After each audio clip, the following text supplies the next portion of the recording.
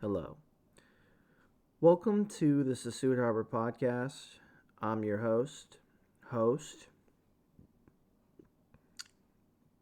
Yep. And this is episode 2 of the aforementioned Sesuit Harbor Podcast, which is about the Cape Cod music scene, everything Cape Cod. Before we get into this episode, I want to talk about a couple things. First thing I want to acknowledge is the break that I kind of took on the podcast. I was trying to get this episode out sooner, but I had life get in the way. Unfortunately, wasn't able to get it out as fast as I wanted to, which kind of bummed me out. But I'm trying to get these episodes out faster. I got a couple stored away, and I got a little bit more time now, so I'm thinking maybe once a month might be realistic, and that's kind of my goal so far, so we're going to shoot for that. Second thing I wanted to mention is I started a email for the podcast. It's Sesuit Harbor 419 at gmail.com. That's me. And I'd love for you guys to reach out. It's kind of the reason why I started the email. Love for people to shoot me feedback about how they think I'm doing, comments, questions, criticism, and also, if you're an artist on Cape, love to interview you and get your perspective on everything. So if you'd like to be interviewed, feel free to get on that. Shoot me an email. Get your email etiquette ready. And final thing before we get into the main coup d'etat, or is that the word? Coup d'etat. Just the main podcast. I want to give a heads up about the audio. It's not recorded super great.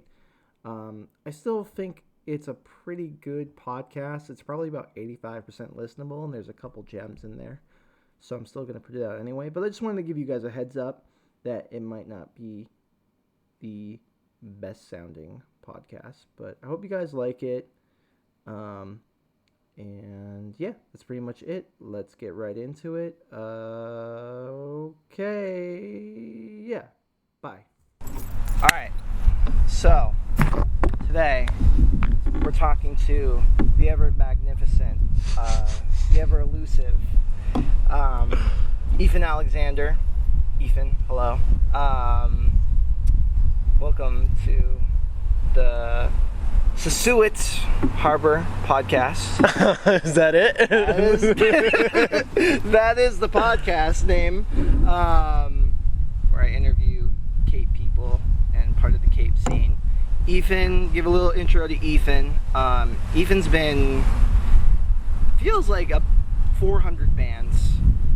He's been in Roosevelt's Ghost. The famous one I always know is Keep Well Empty Houses. Yeehaw Brothers, In Ye Weehaw, and his newest band, Court Date. How many bands have you been in? Oh, shit. I mean, do you want me to just, like, list them? Yeah, go ahead. This is the moment for it.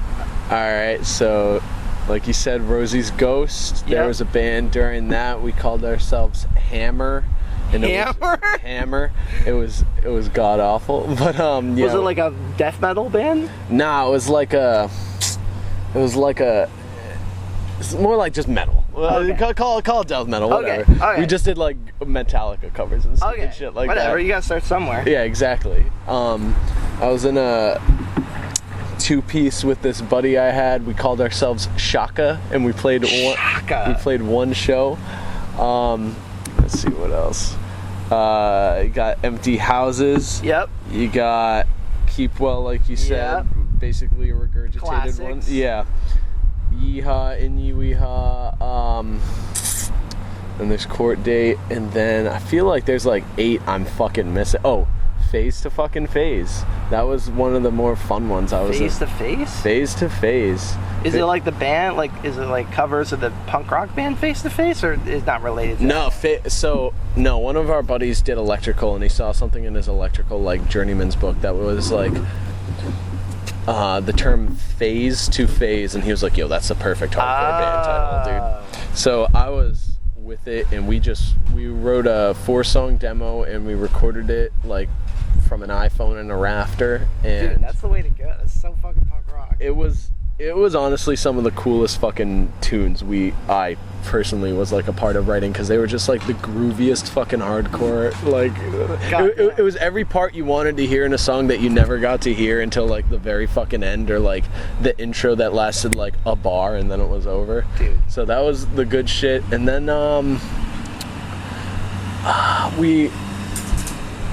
I won't count it, but we had Alec Doyle in our band for a little bit, who's in so many goddamn bands like myself, who he's in the Makers of, Type Beat. He does his own thing. He was in Bottom Fed for a while, but when he was in our band, he took some of his songs that he ended up doing with Type Beat to us, and we started trying to work those into like a big band sort of way, whether it was going to be like everybody brings shit to the table, or we're all just going to write our own music and bring it in. And it didn't end up working, but we did totally play a couple Type Beat songs for a little bit.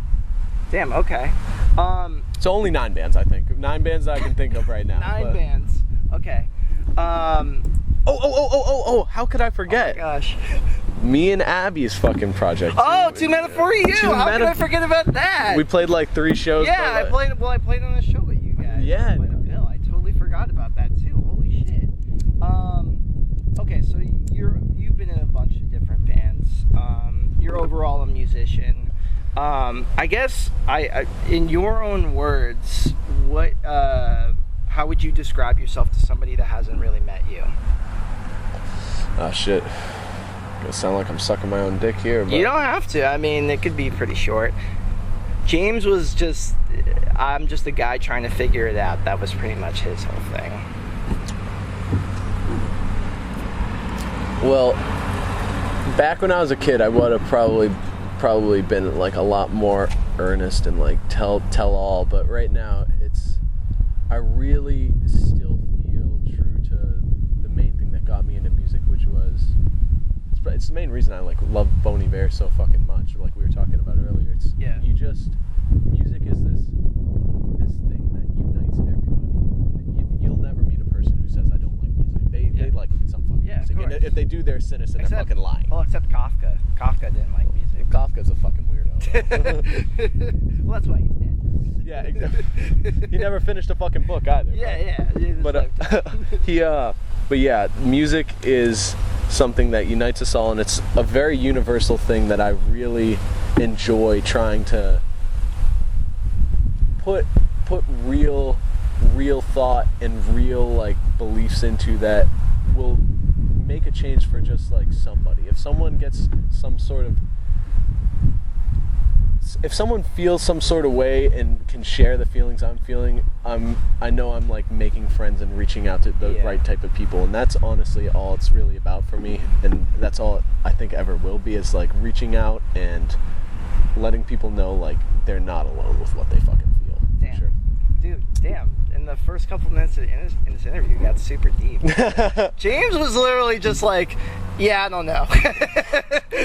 That's how it is, though, for some people. Yeah, you know? no, it's totally fine. They know they have traction, and they know that what they're doing is good, and that's all some people need, you know? Yeah.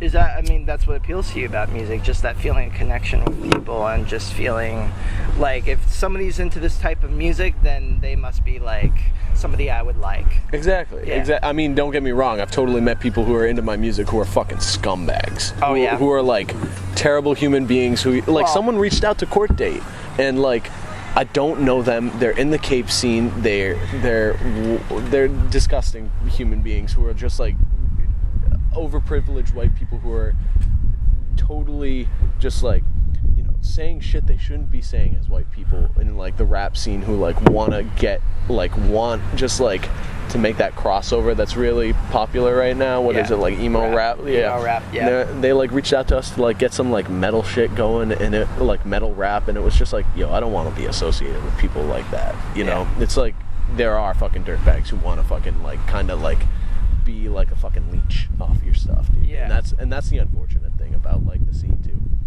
Yeah. I had another tangent I was going to go on, but I kind of forgot about it, so I'm just going to go on to my next question. Hit it.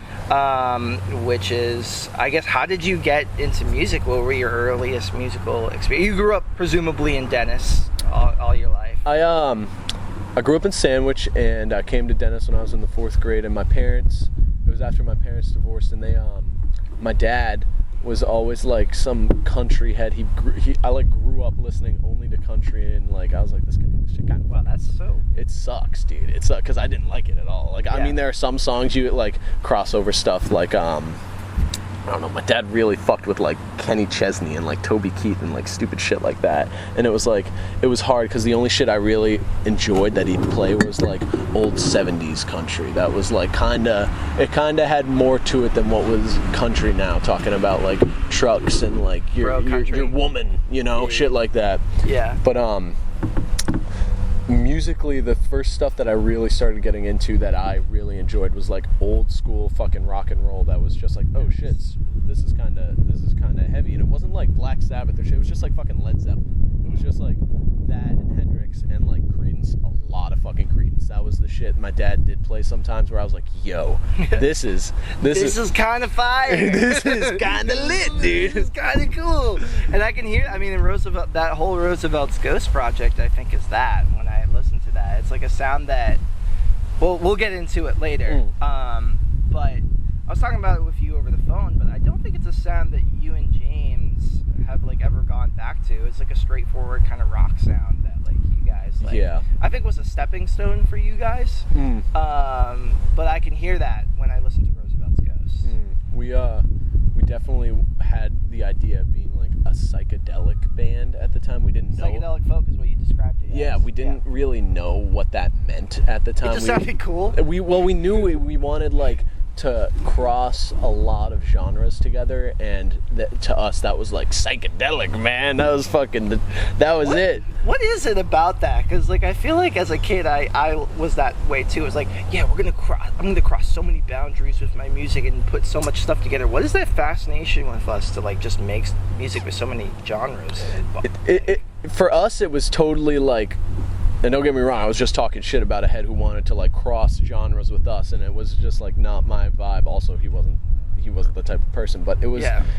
It mostly had to do with, you see bands who get tied down to a genre, and and like the people who do get like make it big and like get into the industry and get kind of fucked from it, they end up having to like change their fucking sound to like what they think the audience is gonna enjoy.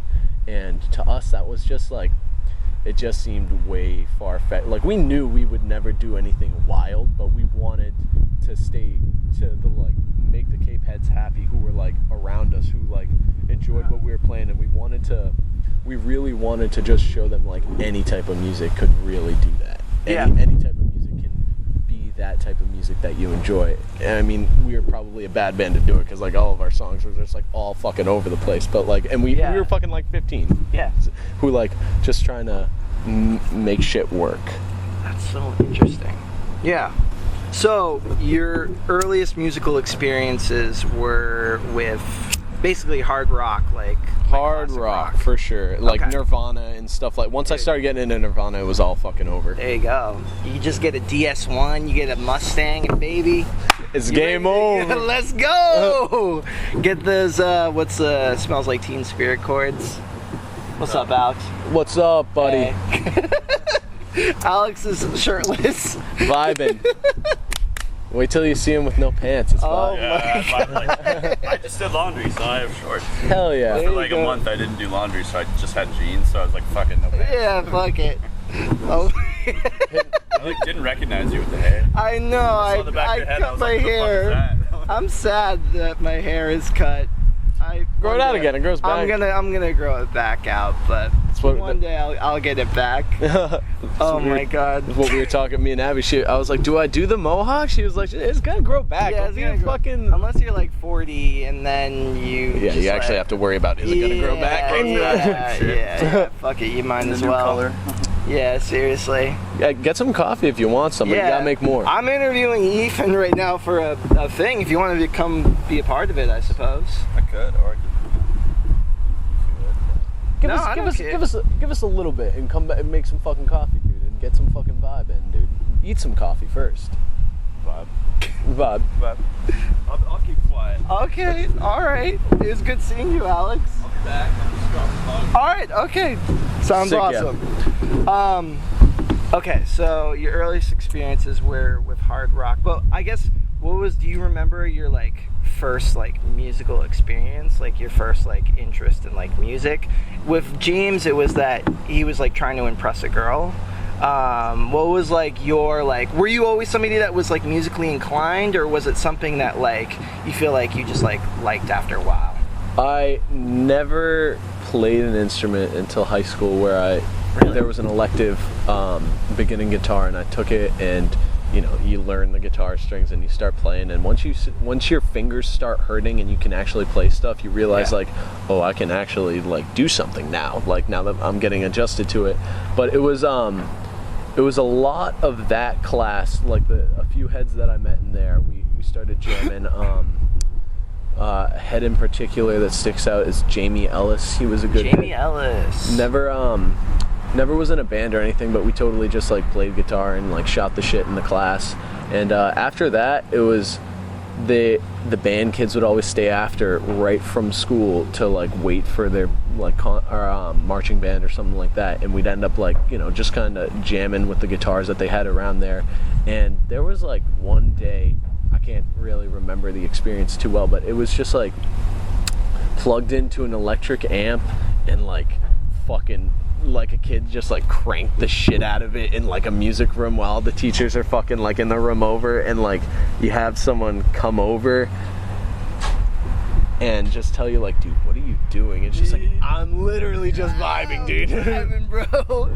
But yeah, I was like playing like a marching snare after I like handed my buddy a guitar, and like I was just way too loud inside with a marching snare, and I was like, yo, this is crazy. Like you can play anything you want. Did you do the Lars Ulrich thing where you took it off? Well, marching snare is like so fucking big and so tight. It just like it doesn't really. I mean, I'm sure I never like actually got into like marching band stuff. But I just remember like playing it really fucking loud, and it was totally snapped. So like it wasn't like a tom or anything. It was just like the loudest fucking snap you could hear, and like heads in the band were like, who is this fucking kid like just being an asshole right now? I was like, sorry, I'm just discovering music, guys. Yeah, no, that's totally fine. That was probably what, like 15 or like 14? That was 14 for sure. And then it was all. And then you got into it a little bit later. Oh, absolutely. I got my first guitar at that Christmas, and I still play it live because it's just. What's the guitar? just like a Affinity Strat, like a $100 guitar that like Alex gave me some fucking pickups for that like just last year. So we really started boosting it up, making it like still playable and viable, despite like it being the introductory guitar that like, you just have to have. Sir. Yes, welcome back. Here I am. Alex is now wearing a shirt. Thank Yes. God.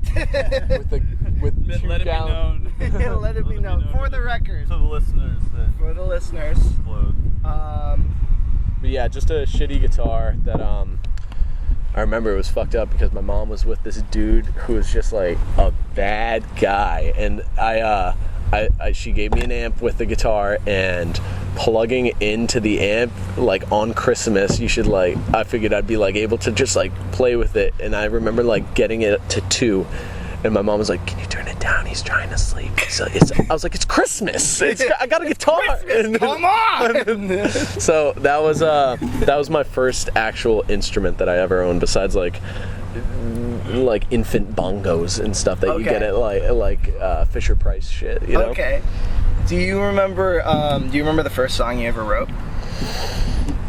See, for me, it's always been I've never had really a strong suit with writing my own songs. Like, in the songs that I did write, like, there was something, but I never honestly wrote my own songs as a kid. It was like, it was always playing, learning covers, and writing a lot of riffs. Like, I never wrote lyrics to anything, and that's when Rosie's Ghost came into play. I just like write some riffs, and that's like the main thing I brought to the table. Okay. Lyrics were never a strong suit. I always felt like James was kind of more the lyrical person, honestly. Surprisingly, it was a mix between him and Danny. Okay. Danny Brogan? Danny wrote so many incredible, and like needless to say, James wrote incredible songs too. But Danny's lyrical like content was just like shit. Like no one expected a fucking 15-year-old to be writing about. I was re-listening to those songs, and the lyrics that I've never met Danny, but the lyrics that he would write, I was like, wow, this is really dark for a 15-year-old. It was like, it's like, I walk through the desert, my mother's dead on the barren desert. Yeah. I was like, whoa, holy shit. Yeah, this kid. The type of shit like, it's like dark stuff you want to like think about, and like once you start writing it, like that was something cool too, because we like, there was a lot of dark lyrics that we hid behind just like folk riffs that were just like kind of the fun thing to do. Yeah, at that time. Yeah. Okay, so then, all right, so I guess let's get into Roosevelt's Ghost then, because that seems like the natural timeline of it all. How did Roosevelt's Ghost start? Me, Danny, and James all went to DY. James was at DY, I swear to God, for like 3 years, but like I swear I saw him like a good couple of times, because like, I mean, not a couple of times, but like the actual amount of times I saw him in school was very limited, because like the dude just like was either late or like left early or just didn't go. Let me ask this, did you see him with shoes a lot? It wasn't only in school, and like you could tell the kid didn't give a fuck about like that type shit, because the dude like wore New Balances without socks, and the second he like got off the bus, they were kind of already off. Like he like That's so funny. it was good shit, because like good people to be around, honestly.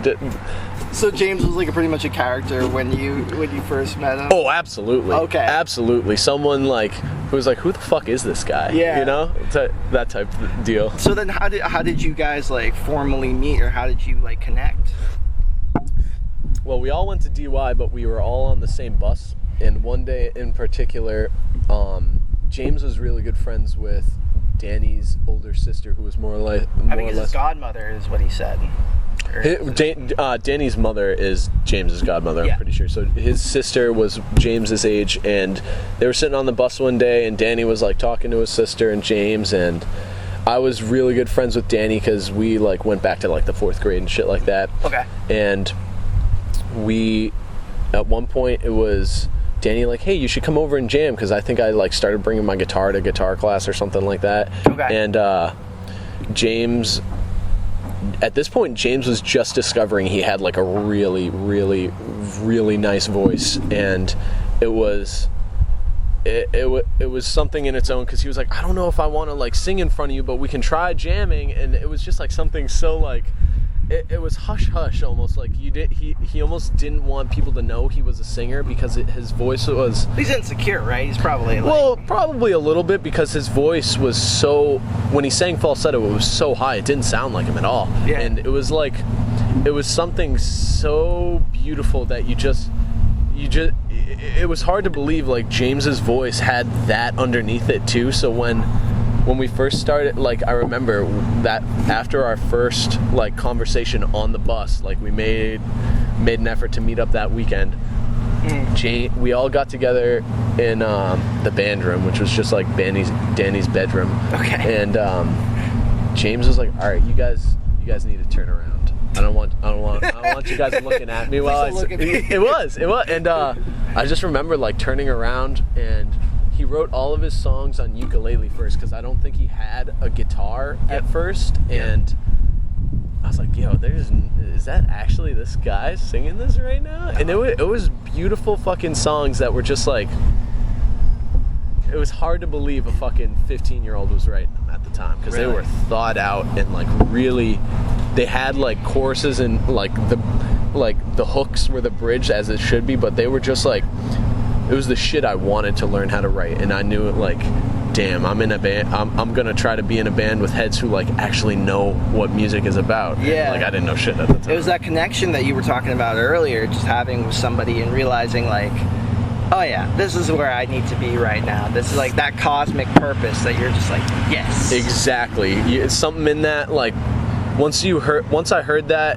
and once we like actually had a jam with one of the songs, I was like, I feel a way I don't think I've ever felt before. You know, like something that really makes living worthwhile. Because I was just like, I was a kid who didn't know what he was doing, didn't have any actual like enjoyment in things besides like, I was pretty sheltered, I guess, when it comes down to it, but it was a lot of what my parents told me was all right to do, and anything along those lines. My parents weren't like, they're pretty, they're like conformist, I'd say. Like they just like go with the flow. Yeah, exactly. Yeah. And you know, that's one of the few things that was unfortunate about like the upbringing, like having to find it yourself. Like, what would it have been if like I had been introduced to this at like an earlier age, where like, you know, prodigy age, where you start getting into shit at like 3, 4. Yeah, exactly. Fuck that. Fuck that. Yeah, whatever. But yeah, it definitely gave me that cosmic purpose, as you put it. Yeah. Dude, and it's funny you mentioned the falsetto thing, because I can think of a song like Heartstring Hoopla, which I've listened to like a bunch of times now. Personally, like maybe my favorite song. Dude, I love that song. It's so there's a little mixing things that here and there where I listen to it, I'm like, it's like not super great, but that song is so beautiful. And go on. Well, the thing about it was like, it's silly, it's my favorite song because that we wrote, because like me and Danny didn't do anything. That's what I was about to ask, if it was just you. No, just James. It was just James, and he like, I don't think I was even there when he recorded it, but he just like brought a loop station in, and he had that loaded up, and that song played, and it was I just remember like, I don't think I even heard it before like we put it on the release, and I was just like, what the fuck is this, dude? This is sick. And there's a YouTube channel for Roosevelt's Ghost, and there's a video for Heartstring Hoopla. Yeah. None of Ethan and James aren't in it, but I think Danny Brogan's in it. There seems like a couple. It's just basically you guys. They're at the mall. They're at the Barnstable Mall, just like walking around. Danny, our buddy Sawyer, who like wanted to really like manage us and like help us say, like, he was basically like willing to like help fund us like get CDs and like T-shirts, and my ex-girlfriend was in it. I remember they made the music video. I was like, why didn't you tell me you were making a fucking music video with my band? It's just them. The song's 2 minutes, just them walking around. They go to I don't know the plot of it. The sitting on the the point where they're at Macy's. Yeah. And like they're just walking around. I was like, what is it's like such a middle school thing to do. Like just crying on like the little kid rides, like just like you putting a quarter in and just and then crying. The Barnes and Noble. It was oh my god, the Barnes and Noble. Yeah. It was so funny, but I love that song so much. I do too. It's one of my personal favorites that James has ever written. Yeah. So with Roosevelt's Ghost, so Heartstring Hoopla is your favorite. Do you have any other favorites from that period? Like, what is it like your fondest memories of like doing Roosevelt's Ghost? My fondest memories doing that were so we were all on the same bus, like I said. So we all kind of lived in the same vicinity. Like Danny lived probably a mile or two up the road from me and James. And when me and James started, like when we got into the band, we realized we had a real connection too. Whether it was just like lost kids who like didn't really know what the fuck was going on in life, and this was just like definitely like an anchor for us. Like it kept us like a little sane. Yeah. We realized we lived our whole lives maybe 4-minute walk away from each other. Okay. And James would meet me at an intersection like by both of our houses, and we would like longboard to Danny's house and like with all of our instruments in hand and just like go from there. But the fondest memories are like those trips, like trying not to fall and like break your gear, and also just like jamming in a bedroom. That was it. Like I have no idea how we made it work, but we did. And it was a lot of that good shit. Isn't that what's cool about being a kid though? It's just that you just use whatever you can to like make it, exactly. like make the shit that you want to make. Exactly. I feel like now we're old and jaded now. I mean, we're not old and jaded, but you know, it's like getting there. I need an SM58 now. Yeah, exactly. Yeah. We never had any. I think we had like a couple like actual microphones, but what it came down to was like this shitty. It was like a Best Buy microphone that like Danny bought because Danny really wanted to record music, and he saw like potential with us, and forever grateful because me and James didn't have money. I just got my first job. James didn't have a job. Danny. What was your first job? My first job was a cook down the road at OG Seafood, or the original seafood restaurant. Okay. And just some 14-year-old kid like making onion rings and shit like that, and it was really heartening to see a member of the band like not just like shoot the shit with us, but like take real initiative and put money into gear that like he thought was going to get us somewhere. Okay. And we didn't have anything besides that one shitty room microphone, and that is the only thing we ever recorded into. If I remember correctly, you just had Audacity for recording. It was like free software. Like, yeah, it was. We didn't have.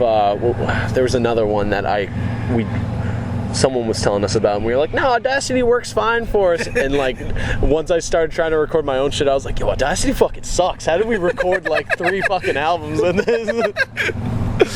So that's definitely the fondest memory, is just singing into like when we were jamming. It was like worrying like how we were going to get the wires to like get far enough, because we only had like, I feel like a power cord and like a 2-foot aux cord that like attached it, and it was just like, it was always a dilemma because I always wanted to be a neat freak in that room.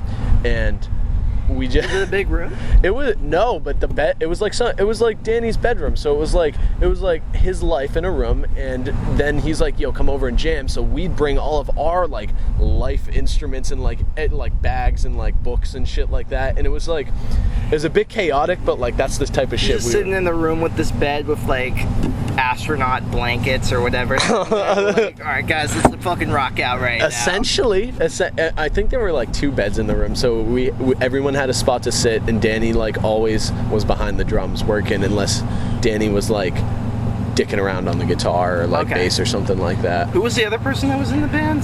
There was you. It was Danny. Yeah, it started with me, James, Danny, and then later on, one of Danny's good friends who was in a band in high school who was like one of the only other bands that we knew of at the school, Cold Fever.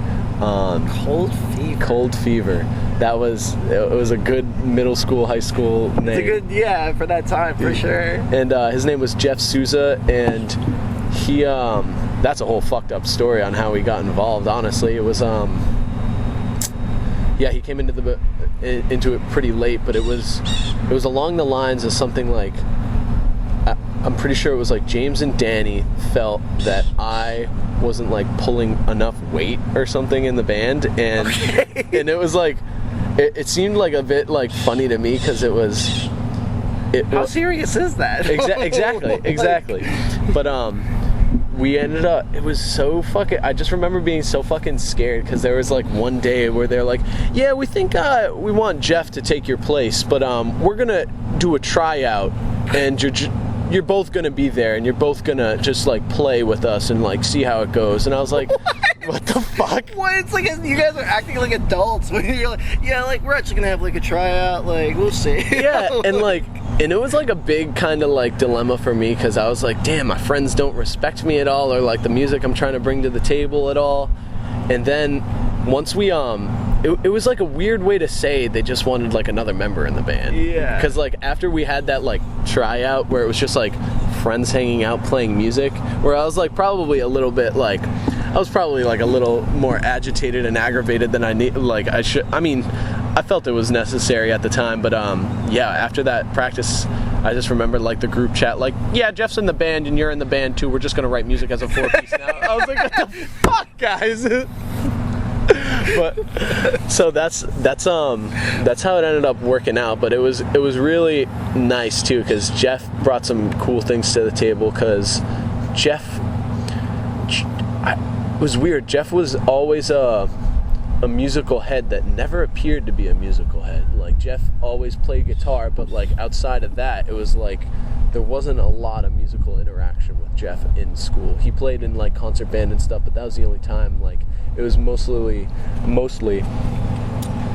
concrete, like school related activities that kept him into music. And like his other band Cold Fever, they wrote songs and played talent shows with us, and they never had like an official release, I don't think, but it was like, it's cool shit though. It's cool shit. So you guys in Roosevelt's Ghost, you didn't really play much out at all, right? Or play out. It was mainly like basement shows. We never played out because we knew like there was no room for like 15-year-olds playing any. We didn't know about Greta's. We didn't know about any of the underground stuff. We didn't know about the Juice Box or whatever the fuck it was called. Juice Bar. We never. Should have been the Juice Bar. Yeah, right. That would have been cooler. Yeah. We Maybe that's why I wouldn't have gone under. There was just. We were just kids who didn't know how to make connections or didn't know connections outside of fucking high school. Yeah. And there was one other band that really was our connection to it, and they were called Meat Grover. And those guys were everything I fucking thought like music was supposed to be about, like playing it at least. They were just heads who would alternate every instrument, basically every other song. Damn. And once we had one day where it was a practice where we invited Meat Grover over for like we didn't know about splits at the time. We called it a collaboration, and we were just gonna like write music together rather than like bring each of our songs to the table. And that was the first day I ever like their lead singer, one of their lead singers, Evan Kelly, brought a delay pedal, and I was like, what is this? And he's like, it's a delay. I was like, what does that mean? And he's like, I'll show you. And like plugged it in and like just hit a note, and it was just bop, bop, bop. And I was like, yo, give me that guitar right now.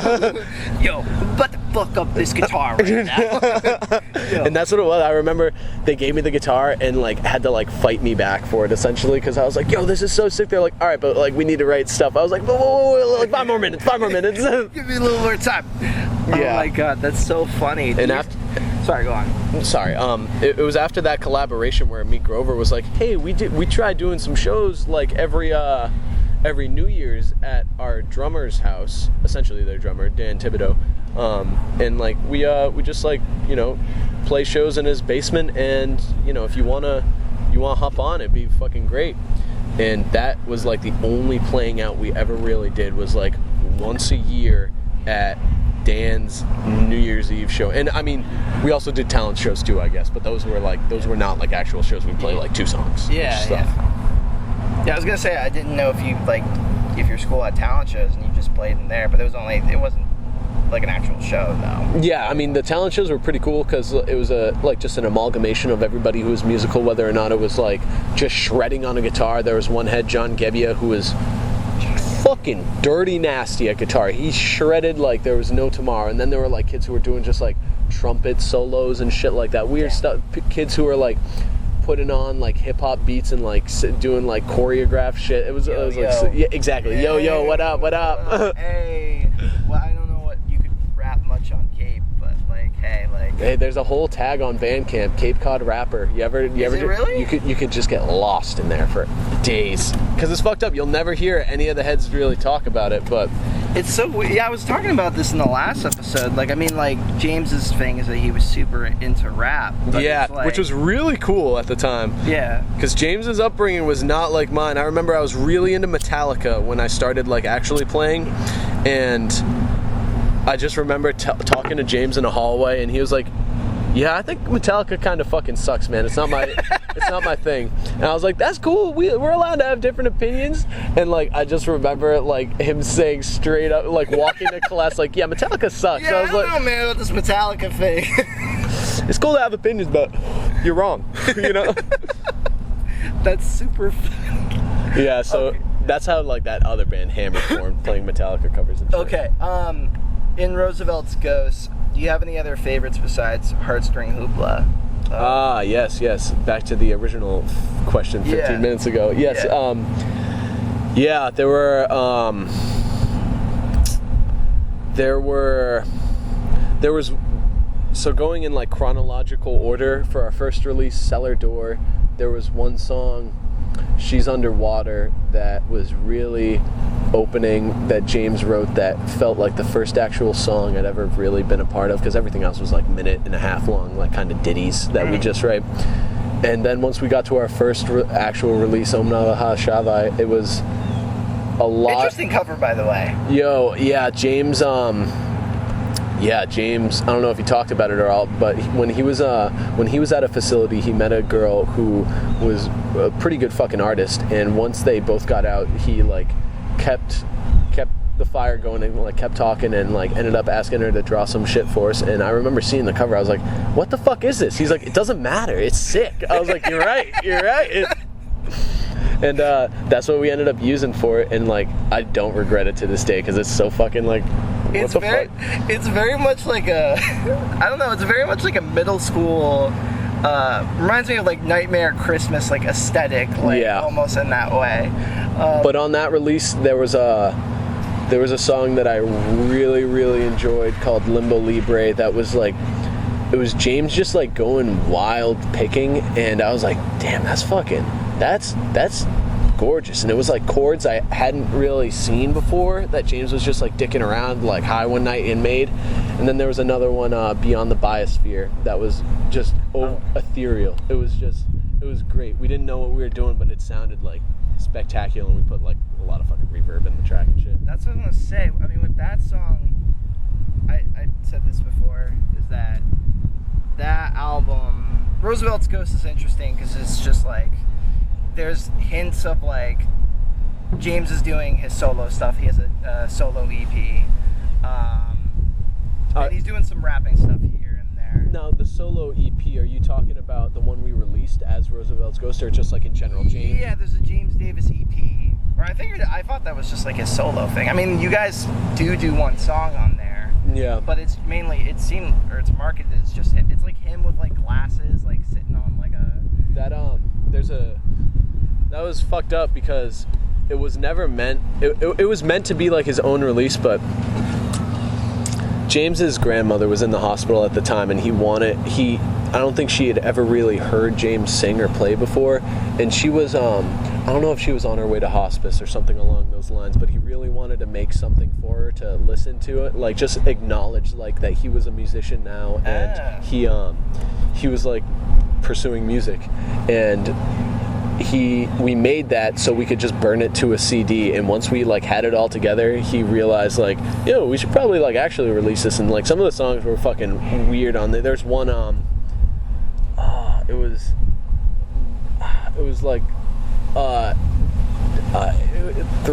was a throat singing song where we he like made the track on my acoustic bass, and then we just doubled the track and like put it like 2 beats behind the main track, so it was just like, it's like fucked up, it's like a real wall of fucking sound like at some points, but it's like really interesting. There's a couple songs where it's very beautiful, and then James starts like throat singing out of nowhere, and I didn't know that's what it was. Yeah, that is so interesting. Yeah, it was a really cool point in like making music, because James came to the table once like, you guys ever heard of this like Mongolian throat singing? And we had like, I think like seen it in like some like weird like History Channel offset thing, but once James started practicing it, and like he started like doing it at practice, and that's when I was just like, dude, you gotta fucking teach me how to fucking do that, dude. Yeah. And it was that was like a little fallout between me and James, but it was because he really wanted something that was purely like his own thing to do, that I was still like oh man, I want to learn that though, and just like kind of getting in his fucking face about it a bit too much. And I feel like that's a history of maybe your musical history is having disagreements with James and wanting to do a certain thing, but him wanting to do something different. I'm sure we'll talk about that more as time goes on. But is there a preference between the two Roosevelt's Ghosts albums that you have? Do you like one more than the other, or do you think they're both equally as good?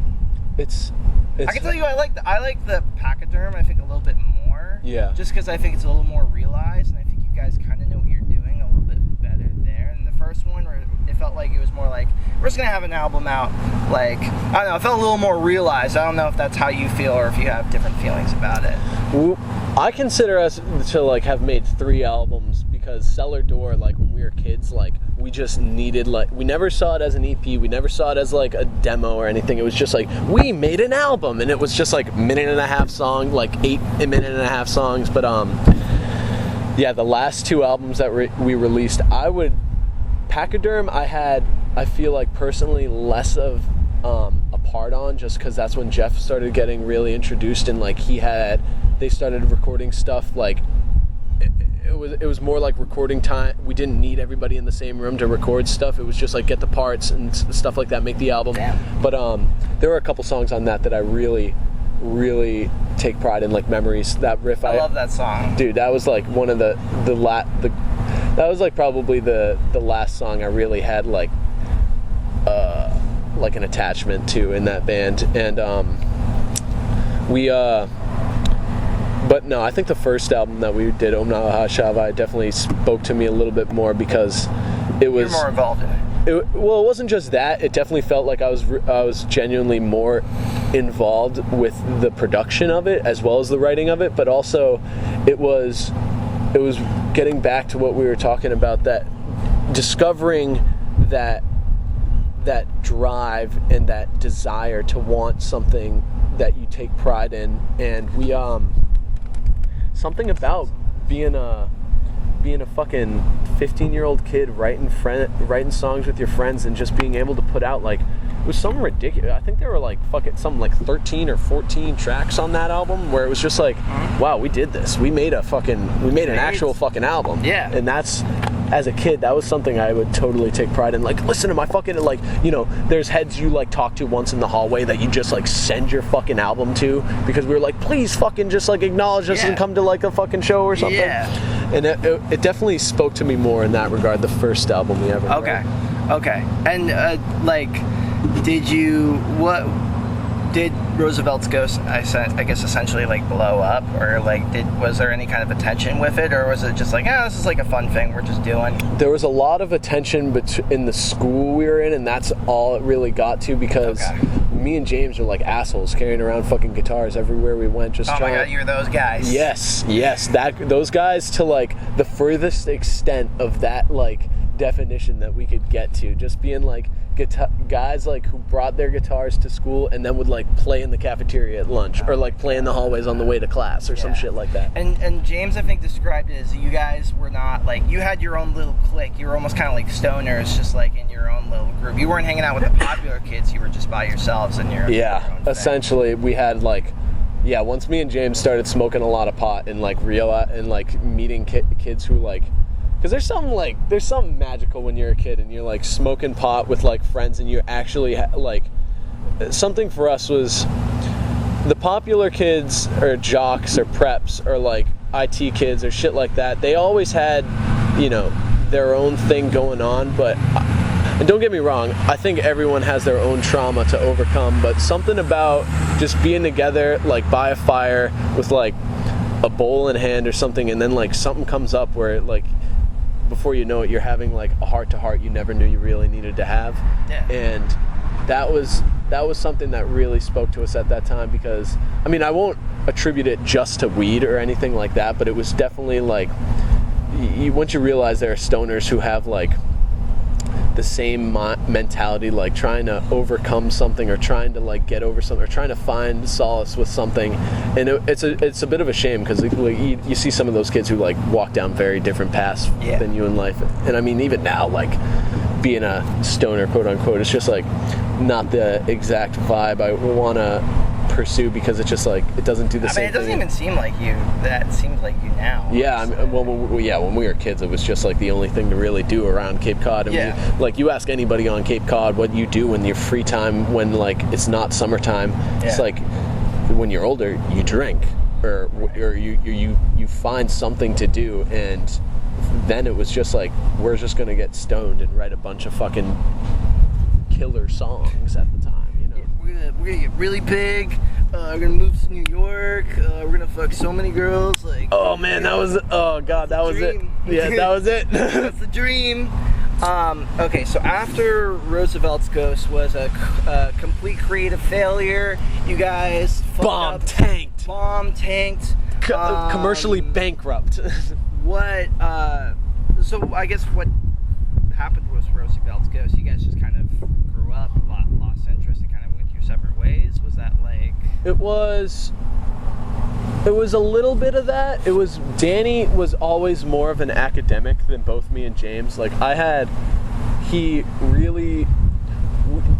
Danny was really involved with politics even at an early age, and I think that's where some of his lyrics come from. He understood what, like, he knew like the dynamics when it came to like abuse of power and disregard of power, and he definitely wanted to voice that, and I feel like that's why he was able to really put into words such heartfelt and like powerful, genuinely lyrics. But once Danny decided like he was gonna go to college to pursue like academia, and like we always said Danny was like the next gonna be a president, and he'd always be like, no, I'd be cool being like a state representative or a senator or something. It's like, yo, this kid actually like may actually do it. And but once he knew he was going to college, we totally understood that meant that the band was probably not going to survive a long distance haul, you know. But we ended up doing a couple shows like after Danny went away. Our last show was, there was this house, there were some homies who had this place called the Trap House that was like a big party house. Would you say it was a empty house? Sorry, go ahead. Potentially. Okay. There was this place called the Trap House that was a bunch of older heads, like 20 years old. My girlfriend's like brother, my girlfriend at the time, brother lived with some heads, and they were involved in like punk and hardcore and shit like that. And once they moved out of that winter rental, they rented a house very close to me and James's and Danny's. And I don't know if they ever threw shows themselves, but they wanted to start. So I remember they were like, hey, we're gonna put you guys on a show with Meat Grover and this other band, the Zookeepers. Oh, yeah. Zookeepers, yeah. And we knew the Zookeepers because we played one show with them, but they were like the band around here that we had like one sort of like, it was like the only band that we would see or hear of that was like playing outside of Cape and like playing shows that were like acknowledged, noticed, like they got traction too. And once we saw that, we were like, yo, this is fucking sick. But we didn't really have in mind that it was going to be our last show until like we started actually talking about it and realizing like we weren't really going to have opportunities for other shows, despite like how we were pursuing the band as a whole. As a whole, we knew like this would probably be our last chance to like reach a bigger audience and like just kind of go out with like a nice little bang, whether it be friends and new heads and shit like that, because the shows that we were playing were to like talent shows, like I said, or shows in Dan Thibodeau's basement that had like fucking 10 heads of our like close friends there, like girlfriends and like really like brothers and shit like that. Yeah. But once that show happened, like we saw our name on like a punk flyer and we were like, yo, this is fucking sick. Oh my god, why have we never done this before? And that show was something because Meet Grover played and they brought some songs from a new release that they were doing that was like, as they were like emo songs where it was just like, yo, it was like heavy hitting songs that were just sounding angry and like everything you want. Still sounded like Modest Mouse somehow, but like really fucking angry. There was one song, Ocean Deep, that I remember hearing for the first time under that roof, where I was like, whoa, this is changing. This is like life changing for me. And it was a shame because that was like Meet Grover's last show too. Really? But yeah, I remember talking to one of my punk buddies at the time, and I was like, yeah, we're trying to put together this set list, trying to get like the best 14 songs we have. He's like, 14 fucking songs, dude? We were like, it's our last show, we gotta play like the best ones. We gotta go out with a bang. And it was wild because those 14 songs we just like made last, and it was really fucking fun being able to play in like an actual unfinished like crusty ass fucking basement and seeing like heads run around being dumb, like starting mosh pits to our fucking like weird ass like folk rock, you know? Yeah, that's so funny. And the Zookeepers never showed up. We were like, damn, we're never gonna play with the fucking Zookeepers, I guess. And then at like 2 o'clock in the fucking morning, they all show up and they're like, yo, can we still play? And like everybody's like wicked drunk, and like some heads are like puking like on the couch and other heads are just like smoking outside, and the owners of the house were like, yeah, dude, fuck it. And I just remember like being in the like one of like 10 or 15 heads in the basement, like, oh my god, I get to see the fucking Zookeepers again, because you never really got to see them. They played Greta's a lot, and we didn't know like Greta at the time. We didn't. Yeah. They didn't want fucking 16, 17-year-old kids going to like fucking big kid shows, you know? Of course. Yeah. Yeah. Okay, so after Roosevelt's Ghost demise, you did Hammer, right? That was like early. That was like right around in the middle of Roosevelt's Ghost too. It was just like a side bullshit thing. Okay.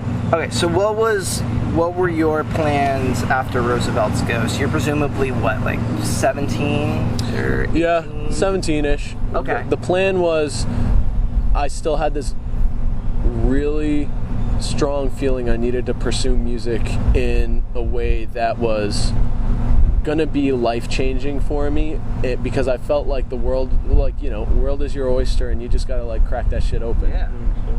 All right, doggy. All right. But I thought it was gonna be the way to do it would be pursue music in academia, which was just like study theory and get really good. And I knew I wanted to teach at that point, and I felt it would be something genuine if I was able to teach how I felt. And little did I know I was just like doing it the wrong way. Well, I took like an AP music theory class in high school, and then I realized like, yo, this is ruining music for me.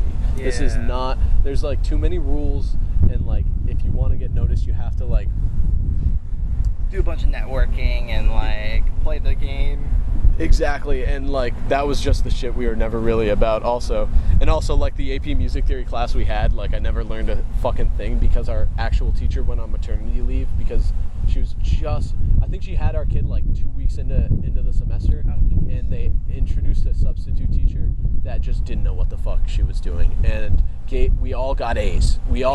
And I failed every fucking test, and it was just like outrageous how underprepared the school was for that class. It was. Do you mind mentioning what school it was? Oh yeah, it was DY. Okay. Yeah, I went to high school at DY with Danny and James. All right, so you were going to pursue music academically, and then you kind of did it and were like, yeah, this is kind of boring and kind of bullshit. It was absolutely bullshit. Yeah. It didn't feel right. There was no raw feeling of like, what's the word I'm looking for? I felt like I wasn't striving to be better in anything. It was like, if I was going to strive in academia, it was going to be for something I really wanted to pursue, and music was just not that for me. It was always going to be something I felt or something I wanted to feel, you know? Okay, so then what did you do after that? Well, I had a real like life-altering thing where I fell into like what was like existential dread. Like I started getting into philosophy in my senior year, and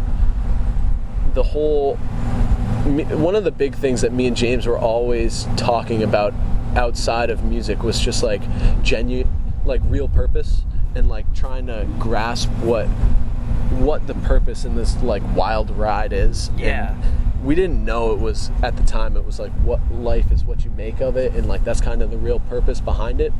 But we were just constantly looking for something that was gonna give us some answer that we felt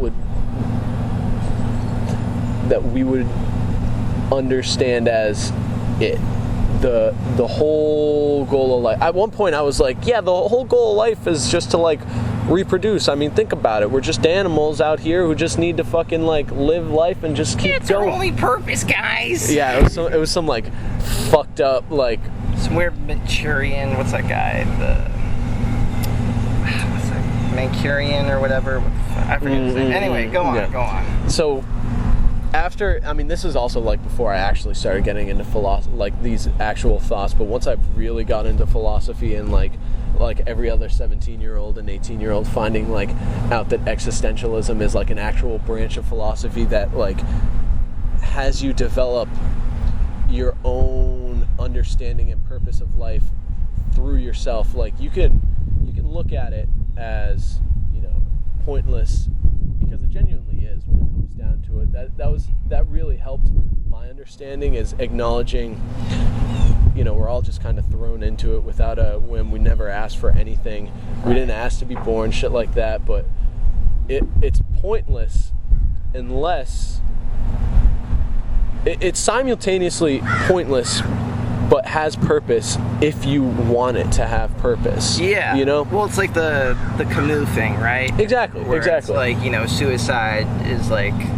is always there. It's always an option. And if, you know, one must imagine us happy. You know? Exactly. Yeah. But, I didn't find Camus until, like, I was like in my freshman year of college, where that shit started happening. Finding. Can I keep it real? I've read The Myth of Sisyphus. I didn't understand one fucking word the guy was saying. Really? It was so referential to like past academic stuff that I didn't know about. So I read the whole book and I like put it down and I was like, I have no idea what this guy was saying the whole entire time. Well, it goes to what you had it right though. You know, it comes down to life is just what you. I mean, existentialism is just like there is no purpose, but and you could view it as like a negative thing, or you could try to make something out of it and try to make interesting. Anyway, you could try to make your own path out of it because you're already here, right? I mean, like you might as well try to do something while you're here. So like, exactly, that's what it really came down to. Understanding like you said, suicide's always an option, but at the same time, it's like there's a lot more to be lived, especially if you feel like you have the power to overcome and understand, you know, what is actually going on around you, and you have like some sort of drive to just get beyond just suffering. And that was a big thing me and James were in, was we understood, like, everyone suffers, some people more than others, and like we had some pretty rough upbringings, and like, don't get me wrong, they were pretty like just casual upbringings around here, but when it came down to like abuse and alcoholism in our blood, it was the same. Yeah, that was one thing that really brought me and James together, was understanding like we can find solace through each other, and just a real love for each other was through our like trauma that we ended up only talking about once we were with each other alone, and like outside of music we started trying to write more about that. And once Roosevelt's Ghost like ended, and that shit the bricks, and that suffering became a lot more real, where it was like, oh shit, I don't know what music holds for me, and we all went our own ways, and we started studying our own things, and James started doing his own thing. We just had to really just kept in touch, and like kept being good friends, essentially. I mean, there was a good while after the band where I didn't talk to James for a long time, because we had like a fallout, and something happened where we like linked up at a party again, and we just started talking, and that's all it really took for us to like realize like we're still friends, and we need to do something. We need to help each other still. Okay. And was that the extension that Empty Houses and Keep Well was born out of? Essentially, I became really good friends with Peggy O'Sullivan, my roommate's little brother, Eddie O'Sullivan, who's also in the band Empty Houses. Well, he's in a lot of bands. He was in Week 7. He's in Class President right now. I meant Peggy. Peggy, yeah. Yeah, Peggy was in a bunch of bands. Peggy, really? I mean, maybe not as many as I'm thinking, but she once she went to college, she joined a band called Shiloh that was the Evan Kelly of Meet Grover. They went to schools around there, but they had a real connection with the Lowell heads up there, because Lowell was like its own scene. Lowell is still popping now. Yeah. I remember going to like my first show up there to see Peg play, and I was like, damn, this shit, they know what they're fucking doing. Yeah. And they're still popping now, and anyway, so you had kind of met up with James again, and how did Empty Houses and Keep Well kind of like form? Well, Empty Houses started as me, Eddie and Peggy got an 8-track for Christmas one year, and James was gonna record a cover for something. It was gonna be Hey Jude, and we invited a bunch of heads over to record it, because he really wanted to have like that chorus feel, like at the end of Hey Jude, that like a big like na na na na. Exactly. Okay. Exactly.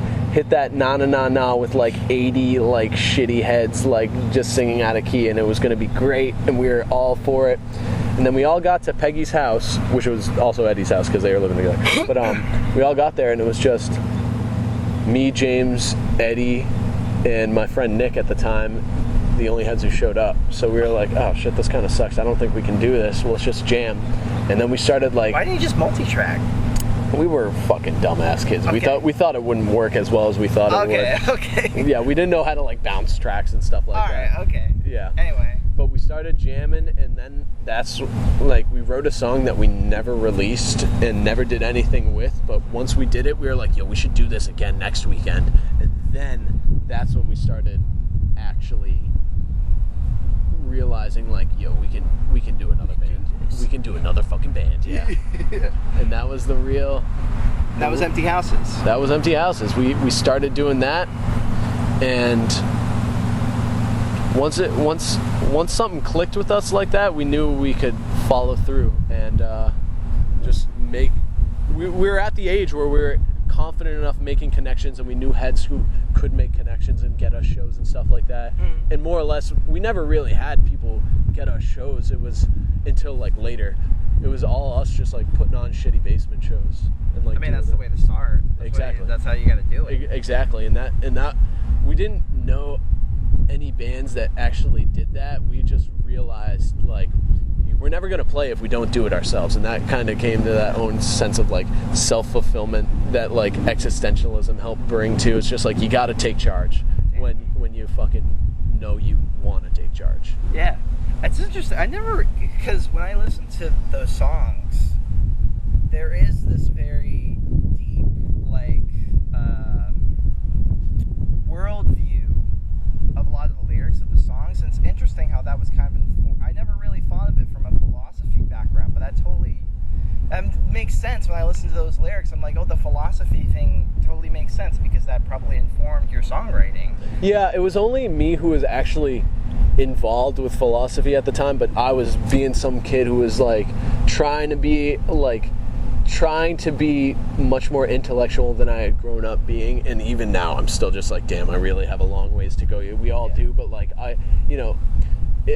the wisdom that it gave me, I was just trying to like push on to other people a lot. Like, you guys, there are other ways to think about stuff if you just really try and like, put your brain to it and like really understand. Everyone's like, nah, fuck that. Everyone's like, let me be fucking sad, dude, Yeah, let me be sad, come on. But I totally think James maybe valued some of the stuff that I was trying to like spew more than anyone, because I was having a lot of like real talks with one of the other heads in that band, Nick, and he was never really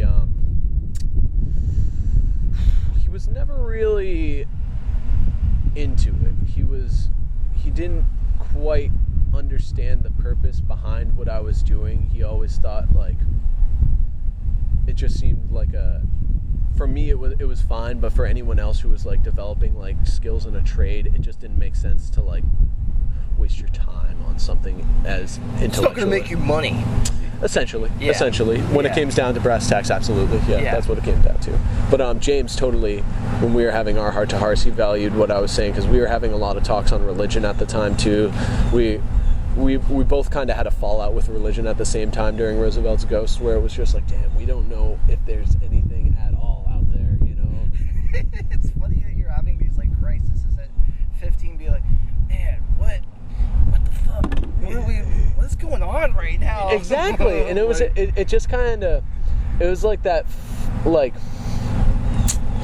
those parental figures who were teaching you everything as a kid, you realize are just kind of like a crock of, like full of shit, and just like trying to get you to. And it's not really their faults. Like, it's just like how they were raised. Like, it's just like, what is that poem that I feel like everybody always quotes? It's like, oh, they fuck you up too, and they were fucked up by the people by them. What was that poem? Never was crazy. I'll have to send it to you. I feel like you would really like it. Please. But I've been trying to get more involved with poetry. The whole thing was like, just that, it's not really your parents' fault that, your parents fuck you up, but then they were fucked up by their parents as well. It's almost like this cycle of like trauma that gets kind of put on you, and it's like this whole thing. And it's not really anyone's fault, but it's just this thing that just like keeps getting passed on and on and on and whatever. Yeah, and it totally, that cycle is what we were trying to, we realized we needed to get out of. It was just like cyclical living that we didn't feel like any actual like part of. There was no piece of us that really wanted to do that. And so once we decided like, I'm pretty sure religion is a crock of shit, like we were like, okay, well that's one step, now what? And we were trying to figure it out, and we never really ended up figuring it out, besides like always coming back to music and finding like, dare I say, like divine purpose in that, Yeah, so the music was your way of trying to find some divine purpose in the world, or some kind of like way with the dealing with the world, pretty much. Exactly. It was really fucked up, because like I said, in regards to trauma and everything along those lines, music was always like something that made us feel more important than we had ever felt in our entire lives, even if it was just to like playing to like 10 heads in a basement. It gave that sense of raw purpose that I've said like 20 times in this fucking interview. Yeah. So sonically, when you were going into Empty Houses and Keep Well,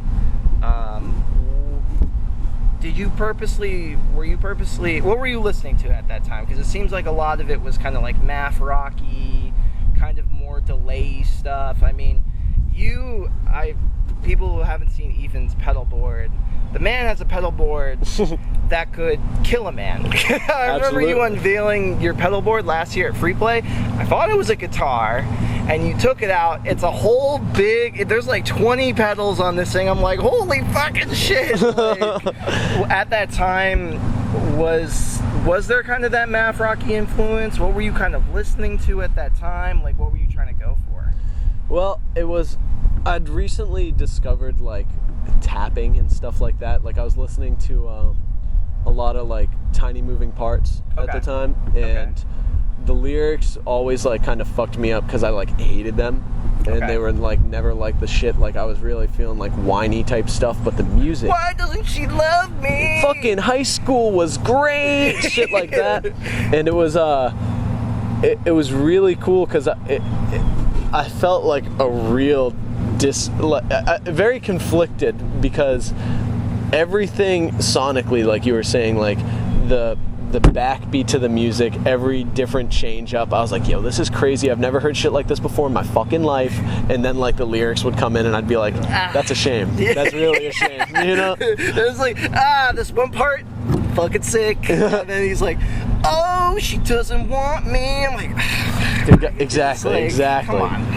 But listening to a lot of that, trying to get some more skills with playing, because I felt like, you know, I couldn't just play chords or like, you know, just... You want a new way to describe what you were saying. Exactly. And like I said at the beginning of this interview, where lyrically I was never that...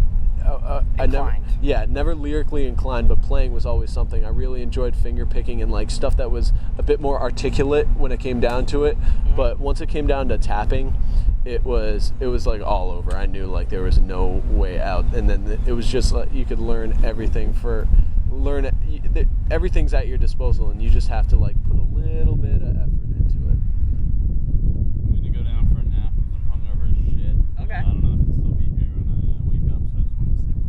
All right. Peace out. Rock and roll, buddy. Here, so I'll check you in a bit. About you, but Gotcha, buddy.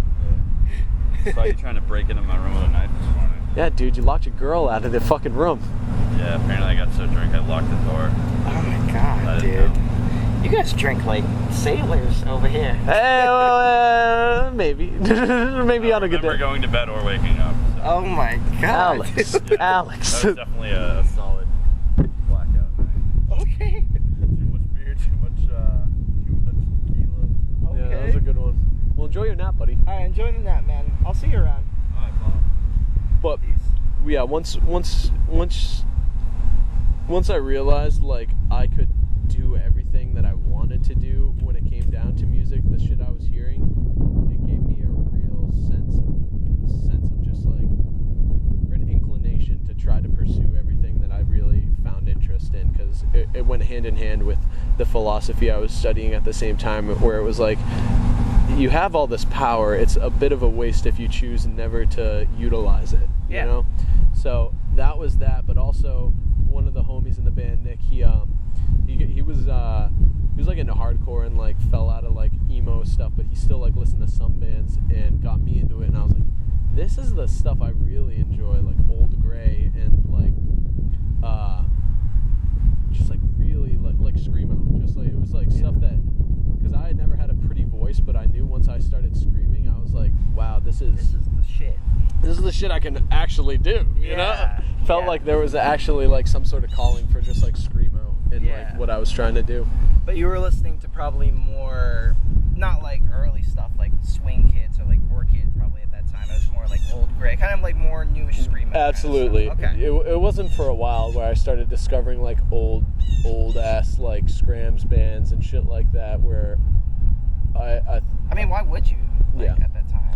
It was also like I was still trying to break away from like that whole conformity thing where you're trying to listen to what other heads are telling you, but at the same time trying to have your own voice for it too. Yeah, because you're a kid. You want to have your own identity and have your own. Why would I listen to freaking?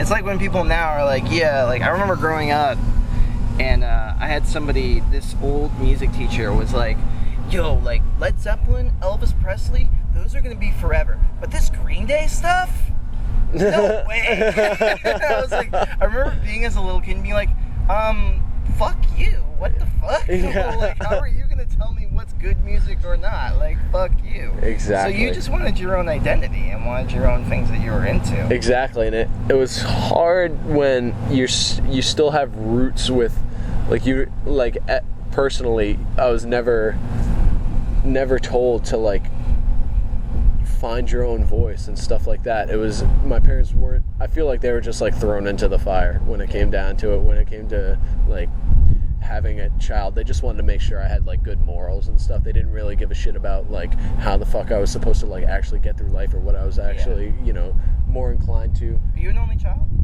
No, I have 3 siblings. Okay. I have 3, one actual full blood brother and then 2 half sisters. Okay. So at the time you were kind of informed by more kind of newish Skramz stuff, or not Skramz stuff, but new Screamo kind of stuff, and you were trying to put that into Empty Houses and Keep Well. How was the reception? Well, okay, so you were throwing your own shows. Was there kind of good receptions to your sounds, or was it, I mean, you were presumably playing with a lot of friends at that time, so they probably liked it, or like, what was the general vibe when you guys would play?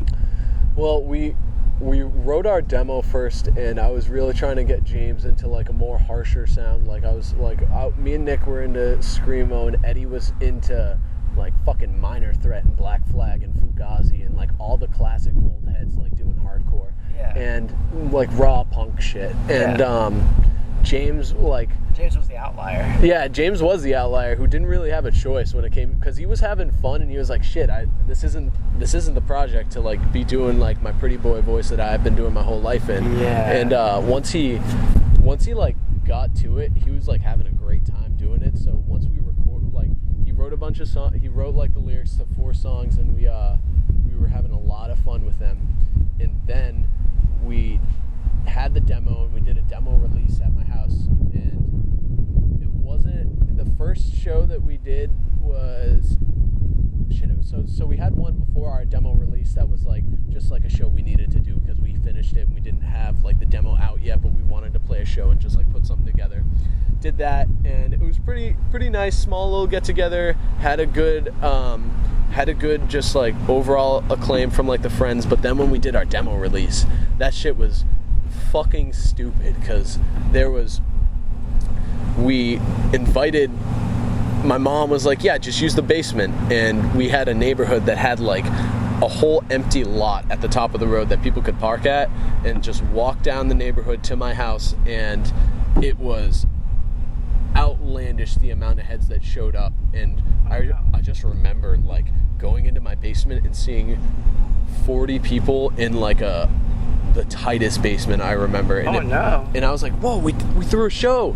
And the second we started playing, it just threw everything in flux. Everything everything, it was great. I mean, nothing bad happened. The first show was like wild because like there's a lot of problems when it came to like alcohol. My mom was like a recovering alcoholic who didn't want alcohol at the show, and then some heads brought alcohol, and before I knew it, like there's fucking people doing fire poi in my backyard. One of my roommates like brought out a bunch of fucking snakes. My mom's like shit-faced in like another room, and it was just like overall catastrophe first show. And I swore I would never do another show at that house, and she did her best to make amends and say like, no, let me make it up, like let's do another one.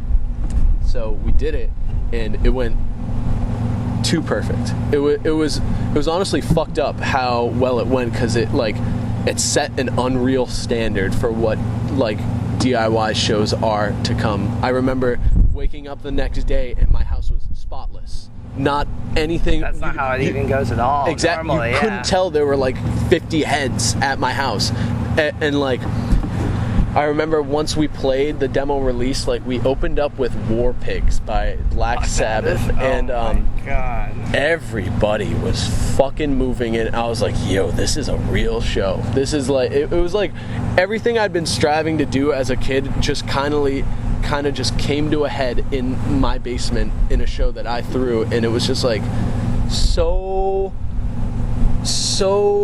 surreal to see like something I'd been trying to bring to fruition for so long finally just happen. Just like all it took was just a little bit more effort than what we were willing to put in, like when as kids. And once it happened, it all speed ahead. It was just like no stopping from there.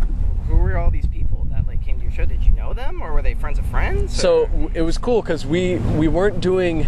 It was like a dry show. I mean, if you were drinking, you had to make it like very apparent you were 21 and like not getting fucking crunk at like this house.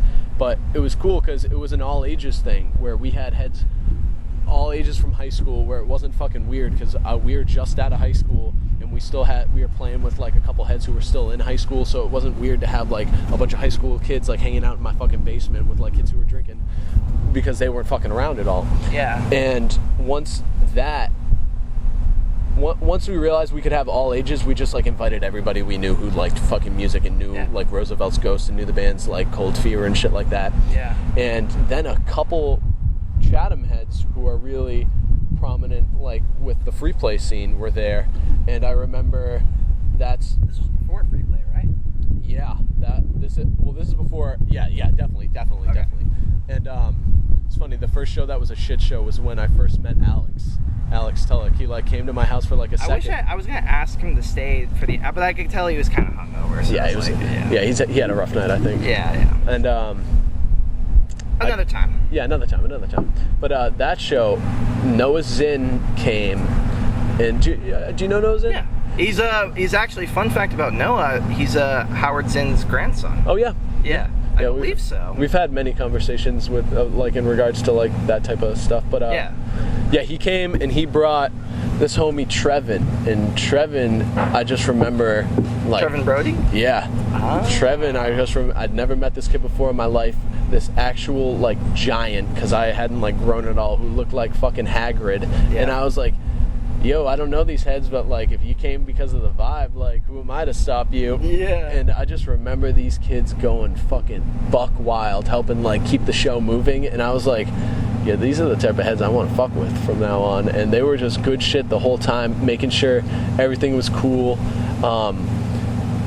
Everything was so like shoddy about the show too. Like we had like the PA stands we were using were just like so susceptible to getting like just fucking tossed. Okay. Like because they were just like essentially like right on the edge of everything. And like one was being held up by like my washer and dryer, and like my girlfriend at the time was also holding up the other one. It was also like one of the first times I really had like got to know my now girlfriend Abigail Brady. We met at 4C's and she came to the show, and I just remember like such a collection of people that I never would have. It was a very formative moment. Yeah, there were so many people from all different periods of my life that were there. Like some fucking hood rat motherfuckers that I knew from like being a kid that like showed up just to like fucking party and bool. A bunch of James's heads who were in like the rap scene, who ended up helping him produce like his solo like rap stuff. A bunch of high school kids who were in like the marching band that I never really fucked with, but we were like friends, acquaintances, if you will. And then like all these other heads who were really good friends like showed up, and I just didn't really expect like everyone I invited to fucking come. Yeah. And like just seeing so many different faces in the crowd. I remember like we had like a shed almost like attached to our basement. Like it was like a workroom almost that we just stored shit in. And like standing at one end of the basement going like 30 feet, just seeing like heads from everywhere, even back into like the workroom, who were just like, who didn't know what they were signing up with coming. They thought they were just coming to a party show or something. Yeah. And then like seeing their faces when like we hit like with War Pigs, it was just wild for all of us. Yeah. But after that show, it was when we realized like we can do this is shit. Yeah, this is what it was really formative, how you said, for what punk was to be for me. I knew like I always thought of like punk as like spiked jackets, like fucking same. Like wild hair, like motherfuckers. That's almost what I feel like you and me almost had the same viewpoint, because I felt like punk was that too. Yeah, like having a mohawk and like dyed hair and just like spiked jackets and like, yo, Sex Pistols are so cool and stuff. Yeah, exactly. And almost to me, like,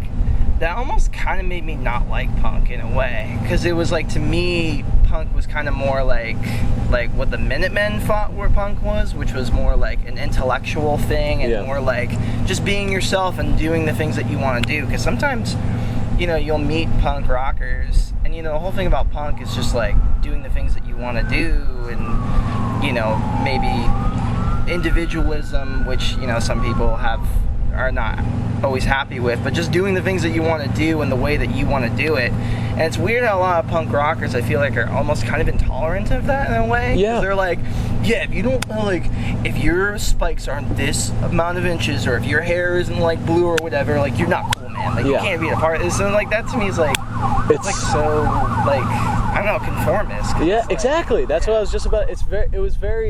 It always rubbed me the wrong way, because, like, the heads I knew were really inclusive and really set with their ideologies and, like, what they wanted to hear and what they wanted to think, and, like, coming from a philosophical, like, understanding of things, where in order to actually hear people out and get a genuine gist of how people are to argue for what they believe, you really need to remain neutral and listen to everybody's argument. And, like, don't get me wrong, like, you can refute things all you want, but, like, you really need to remain positive and neutral for when people are saying things, because otherwise, like if you get attacked when you're trying to, like, talk about like things that you believe in, you're never going to want to, like, talk to it's going to scar you forever. Exactly. Yeah. And, like, that's always something that kind of I thought would happen. And, like, don't get me wrong, I've met plenty of punks like that, where it's just like heads who want to be different and end up falling into, like, a conformist, like,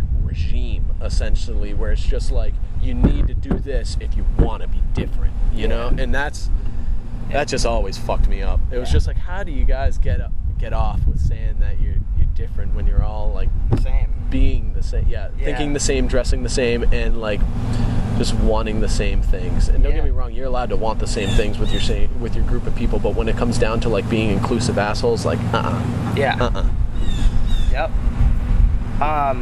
Okay, so you got spoiled by that first Empty Houses show. Too spoiled. How long did Empty Houses go on for? That was, what, 2-3 years? I want to say Keep Well never really fucking had a final show. The last show we did was right before last Christmas, so about 7 months ago. Okay. And the thing about Empty Houses was Eddie went to college, and it was getting harder and harder to get him held down by something. And we had a fallout with one of the homies, Nick, and I personally just prefer not to talk about that in this. But that's fine. Yeah, we had a fallout, and we realized that we weren't able. And there was also another band called Empty Houses who was kind of like they were bigger. Yeah, getting prominent and, like, still playing, like, with punk bands, that we were like, yo, if we actually want to pursue this, we should probably change our name. And that's when I met Chris at 4Cs, and we started jamming together. And Chris was your old drummer. Yep, Chris Phones, who's in Divided Life, and we ended up asking him to play a couple shows with us when Eddie wasn't able to when we were doing Empty Houses stuff. And after a while, it seemed natural that we just had to, like, have the talk with Eddie, like, dude, we know you're very busy, and we know this is something that you want to do, but you don't have the time for it. And I think it'd be just best if we could establish that you can't be in the band. And he was like, absolutely, that's fine. I love you guys all the same. Like, everything's cool. Nothing's wrong. Like, let's hang out the next time I'm back on Cape. And it was perfect. It was the most, it was amicable. Yeah. Like, just break up in that sense. But once we had our fallout with Nick, where we realized we couldn't use the name Empty Houses anymore too, we changed our name and needed someone else, because I was down to be, like, the only guitarist, guitarist, drummer, singer, and I was down for it. I didn't have the pedals that you were talking about earlier. Your setup was very modest at the time. Yeah, and I couldn't get that full sound I really wanted, so we needed to get someone else. We never had a bassist in Empty Houses. It was always two guitars, and so we were like, all right, time to change it up a little bit, get a bit different. And James worked at the movie theater, and his boss was Alex. Alex, yep. So he invited him over for practice one day, and he brought like fucking 3 guitars and a bass, and within like half an hour we were like, yeah dude, you gotta play bass. Come on. And he was with it. He was a fucking phenomenal bassist. Alex is a great musician. He's got something in the works right now that when it drops, it's gonna solo project? No, it's I mean, it started as one of our friends' solo projects, I think, and I don't want to spill the beans too much. Okay. I won't drop any names, but okay. Yeah, they just exclusive. Yeah, you got the gist of it, man. Okay. They just finished recording, but he's on bass, and it's incredible because it's always Alex is traditionally a drummer, so throwing him on bass, it was really interesting to hear like the parts he was writing that were like totally had to do with like syncopation with the drums and like out of syncopation with the drums. It was like a real rhythm section. Yeah, because he was fucking thinking for both fucking sides too, because he is just a goddamn good musician when it comes down to it. Overall, any fucking thing. Let's get Alex out of here. Motherfucker, wake up! Okay. So I didn't ask James this. I know Empty House was like a reference to like the empty houses, because 8 months of the year there would be nobody here, and then people would come on Cape, and obviously they weren't empty houses anymore. Yeah. Was Keepwell like a reference to something, or was it was just a cool name? We were trying to think of things that were going to meet, that were positive and meant something, maybe had a bit of a melancholy feel to it too, like Empty Houses did, where it was just like, you know, a lot of the living on Cape Cod had to do with being aware that any money you made in the on season was the spending money of someone who had something more than you. It was a bit of understanding, you know, you had to swallow your fucking pride in order to make a living out here, whether or not you agreed with what was going on or not. Yeah. But we were just at practice one day, and Chris, like behind the drum set, was like, what about like keep well?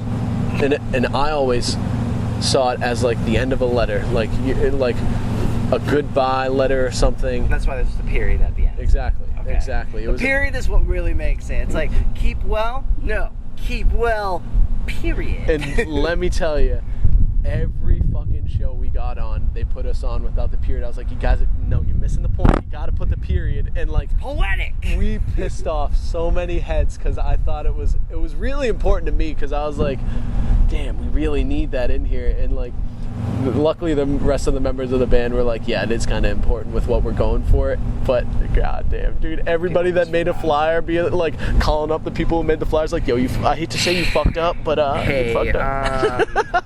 Like, we're excited to be on the show, but like, I mean, like, the period. But the period. Come on. And that's how we were able to like do our like name on IG, like keep well in parentheses period. There you like go. Shit like that. With Keepwell, I mean, it didn't really last super long, or that was my first exposure to you guys. Just that whole scene was Keepwell. It didn't really seem like it lasted super long. How long did Keepwell last? It was like a year?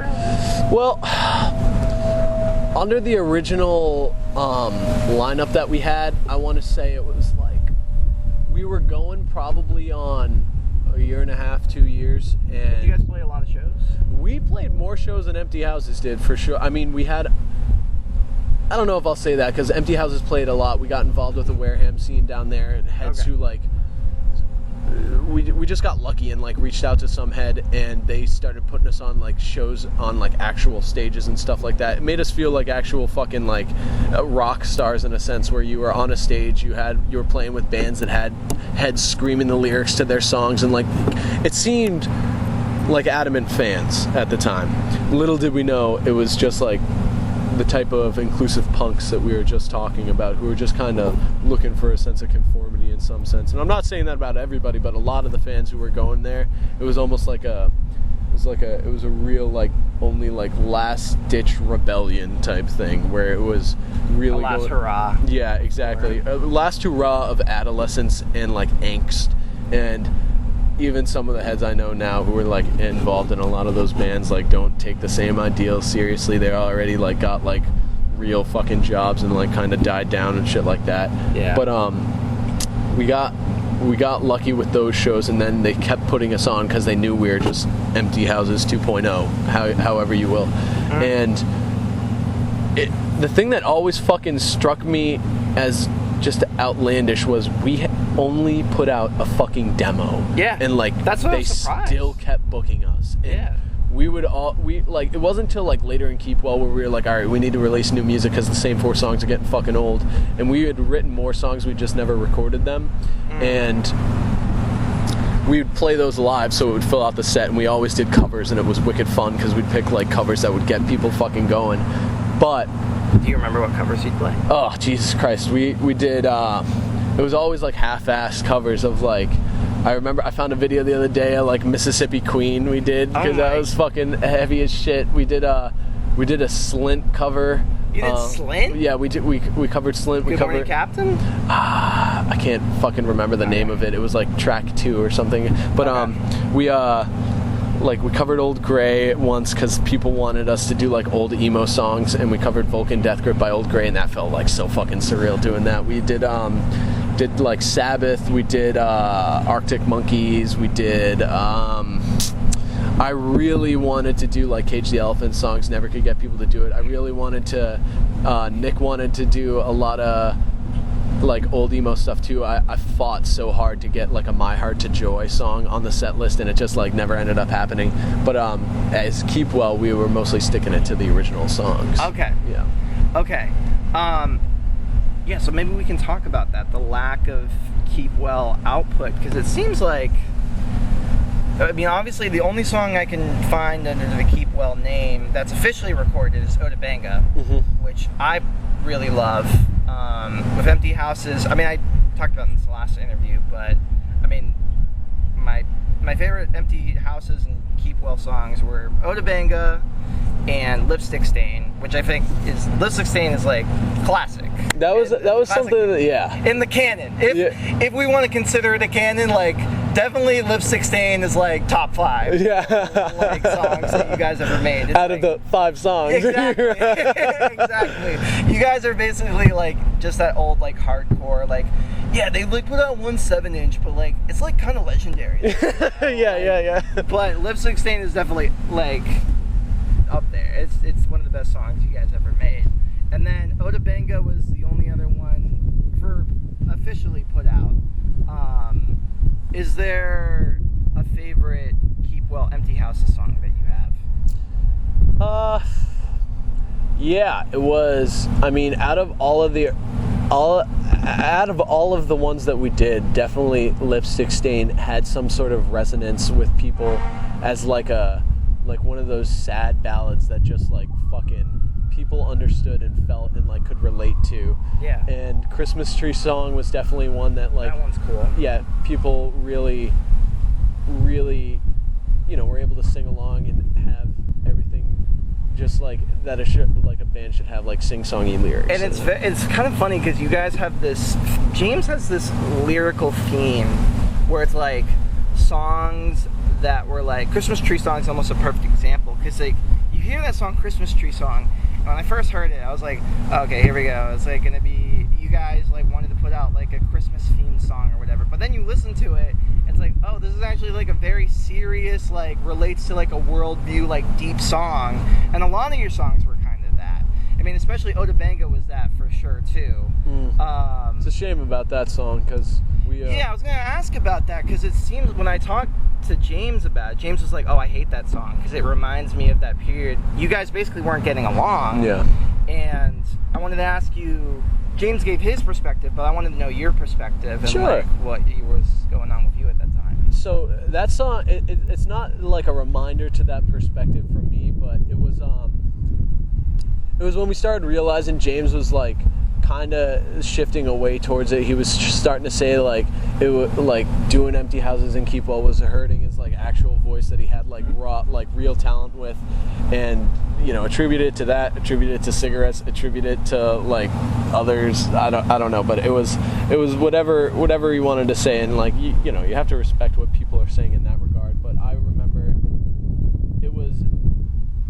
it wasn't a clear understanding of why he didn't want to do it necessarily anymore, because there were a couple different motives to like get out of the band, and it would have been more understood if he had come come out flat out and said something along the lines of, I'm not interested in this anymore. Exactly. I think my endeavors are like best spent like doing my own personal thing, which we all knew. James would flourish more with like his own voice, but like the whole like sex, drugs, and rock and roll that we were like trying to go to with like Keep Well and stuff was like the fun in it, really. Like James had a lot of raw talent, but he was playing shows that were like very low key and very soft, and the songs he wrote I still fucking love so goddamn much. I can't wait for his fucking album to drop on the 5th. Yep. Homemade Marmalade. Homemade Marmalade. Giving you that in, James. Can we say it one more time? Homemade Marmalade. Anyway. Yeah. But so we had a fallout because I was really starting to butt heads with him along the lines like, you got to decide whether or not you're going to stick with us or what, or like whether or not we got to call it quits, because if we're going to call it quits, I really want to record the songs that we do have and just put them out there just so they're not lost forever. And he was on the fence about doing it, but eventually like he understood like he had an obligation in the band to like kind of, he was like the outlier in it, the one who didn't want to follow through necessarily with it. So we did our fair share of like shit talking each other until eventually he was like, all right, I'll do the fucking songs. And then we were still having a lot of fucking discrepancies when we were recording. And I remember when we met up to do the vocals to Oda Banga, it was like we had a big argument like a day or two earlier, and it was just like you could fucking cut the tension in the room with a goddamn knife because it was just like so real. And another thing was, it just seemed like he was losing the amount of interest he had in the band, where he didn't want to put nearly as much effort into it as he had been. So like we met up on like one of the very few days we had to record, and he just wasn't prepared to record at all. And it was like, I know you said you were gonna like do this with us, but we need you to do it. It can't be like a shoot the shit, talk about it, try a couple Actually takes, do and it. yeah. So that's what it really came down to. And once we did that, we kind of fixed everything up. We had a heart-to-heart where it ended up, it was like a classic like show up now and like fucking figure this out, like whether it's with words or with fists, dude, we're gonna figure this out tonight. And I was like, you goddamn right we are. And we ended up just like crying to each other, just like talking about like the realest shit that had been going on in our lives.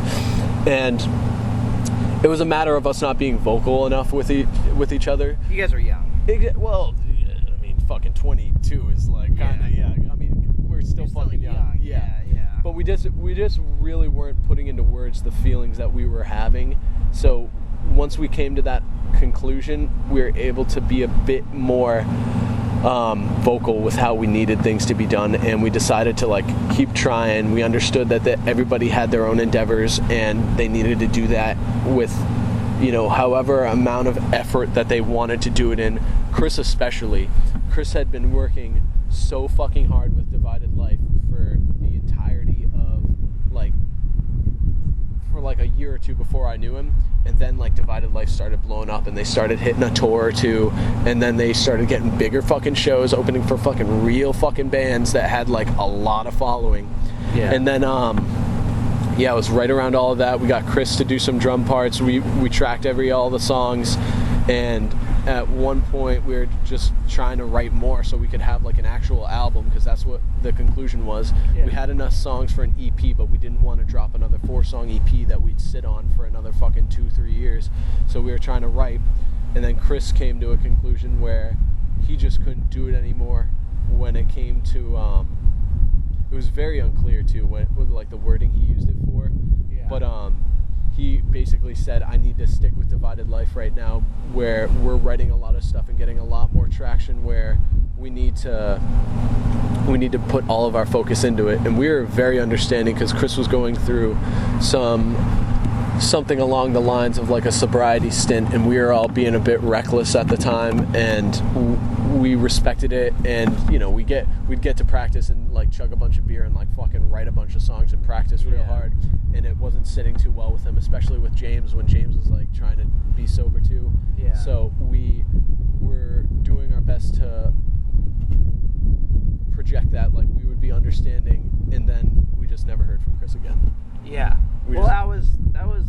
That was in Yeehaw Brothers, right? That was why Yeehaw Brothers ended. Yeah, exactly too. Exactly. So, okay.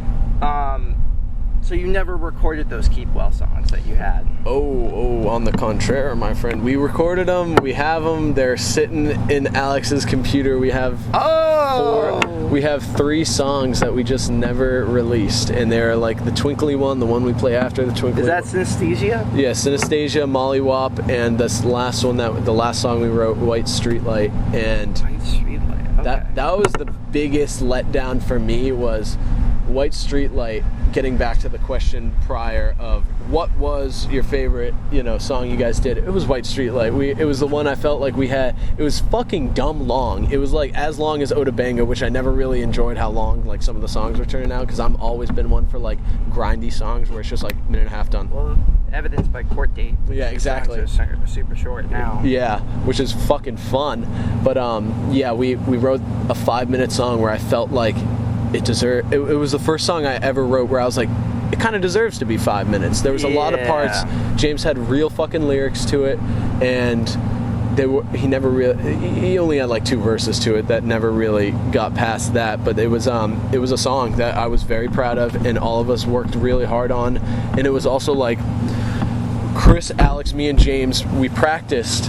We didn't have a practice space because I had a fallout with my mom. So Alex started telling us that we could practice at the movie theater in Dennis. Yeah, I remember you guys telling me about this story. You would practice at night, right? Yeah, we'd practice after the last movie got out at like 9:30, 10 o'clock some nights. Some nights it was 11. We had to wait for the last movie to play so no one would be there to like complain or anything. Yeah. And it was we put all of everything into a fucking shitty supply closet, and we would set up and break down in a movie theater every fucking night, and it got us. I thought it was great practice for when we really were gonna tour, and we just never were able to do it. Yeah, I mean, it is great practice because I know how to like do that shit really fluently now, and just like make sure it's good, and like really able to diagnose problems with what's wrong. And like just because we would break down and like set up in like 10 minutes. There were some nights I wanted to like be like, guys, we should just like break down and set up like 4 times. I'd be like, you should shut the fuck up and practice. Yeah. Oh my god. All right, so are we ever gonna see those songs? Yeah, I really want to, because we never had a Keep Well last show. We always understood. So when was the last show? Last show was December 23rd, 2019, and it was at the Oddfellows Hall, which was Court Date's first show. Oh, okay.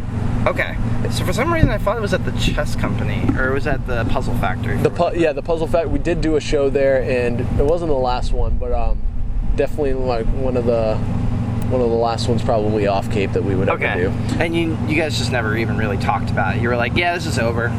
Yeah, it was mostly when it came down to it, it was the understanding that James didn't want to do it anymore, and everybody else was like ready to rock, ready to roll, and James just like, there was some lack of involvement that really had to do with like being a fucking band that we needed, where you need a cohesive unit to keep it going. I was putting in a lot more effort than anybody else, and don't get me wrong, I was very happy to be putting the amount of effort in, because I was finding a lot of pride playing music like that, and finding purpose through like reaching out to others, like we talked about at the beginning of the interview, and that was no problem with me. But for James, I still don't necessarily understand why it came down to just kind of like fading away, just fading out of the band. But we totally have those songs, and we just kind of. Had you ever thought about replacing James?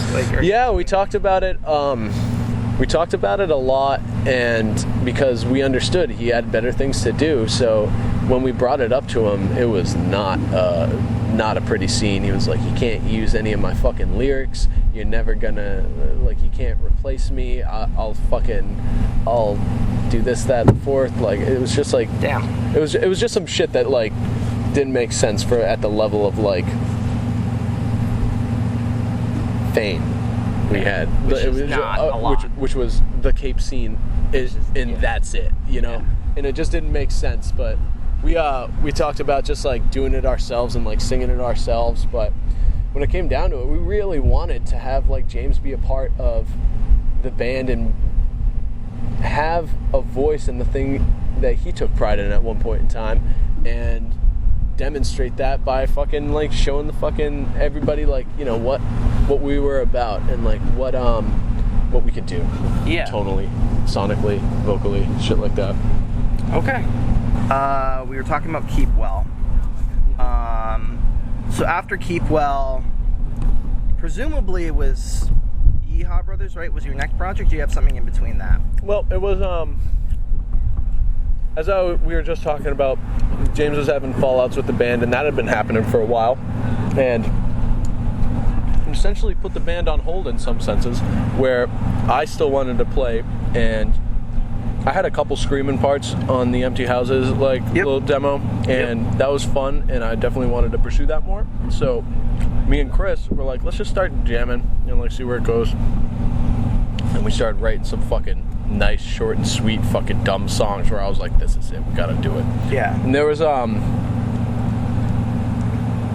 lot of fun to be had there, but also like it felt like from James's end a bit more resentment, because it was almost like moving on to new projects, despite like us still having a project, but also like it being on hold because James wanted it to be on hold or whatever it was.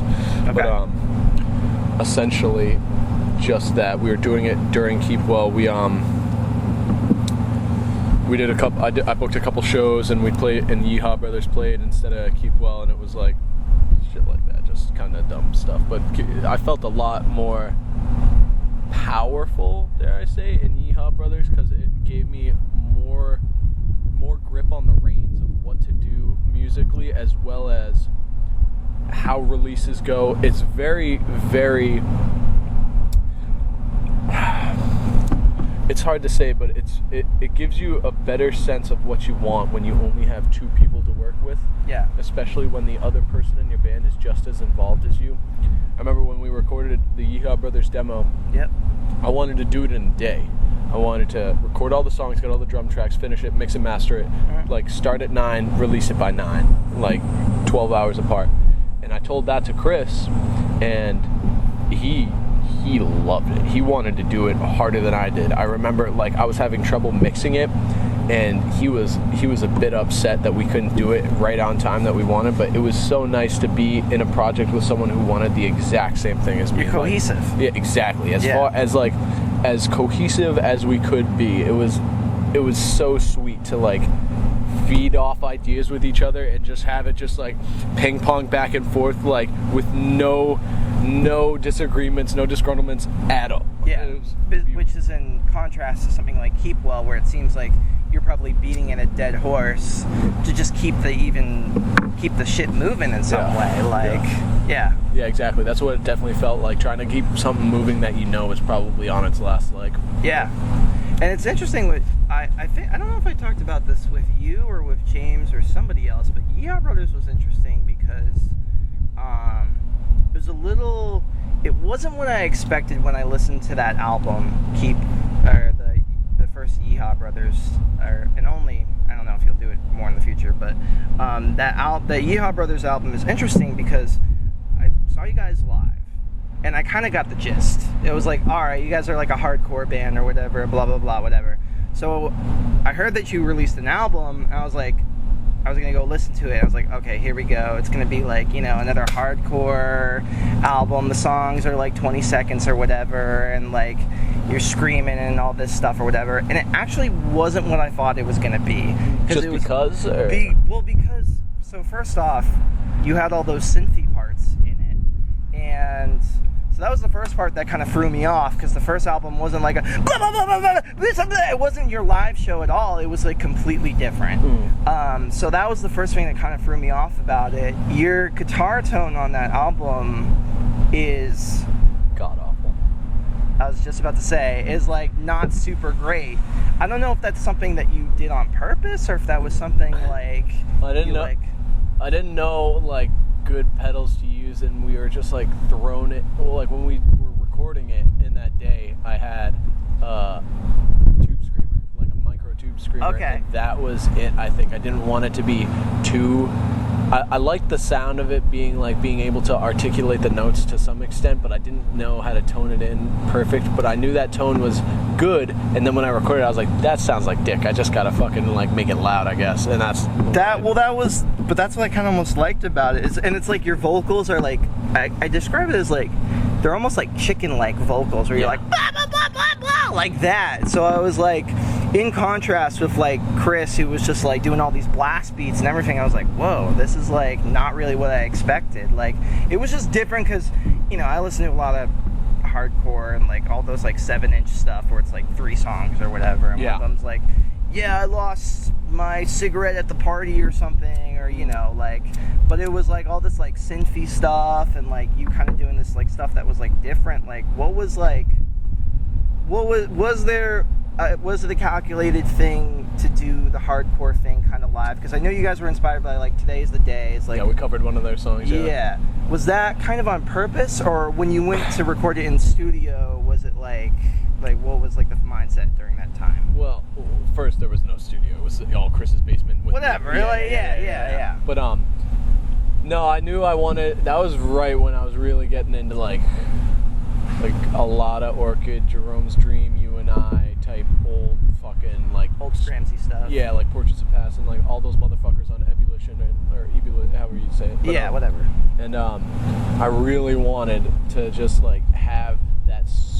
I always was attracted to short and sweet songs that just kind of left you craving for a little bit more, and that's what I wanted to do. So when we did them live, it felt a lot different because I'm a very physical person playing live. That's what I really love about it. You always, and if you ever see Ethan live, you're always like half naked. You do the Mac Pike thing where it's like you're half naked, and you have this like, during that time, actually, it's funny because that was when I think your pedal board really grew. Yeah, you had like right there. Yeah, it starts to grow like big, like, and you have this guitar that's like this. It's like, it's always dorky to call a guitar an axe, but your guitar was an axe. It's like an 8-string. I think. It was an 8-string that I fucked around with. Yeah, and it was like this big giant thing. So when you went to go see Yeehaw Brothers live, and did you play a lot of shows as Yeehaw Brothers?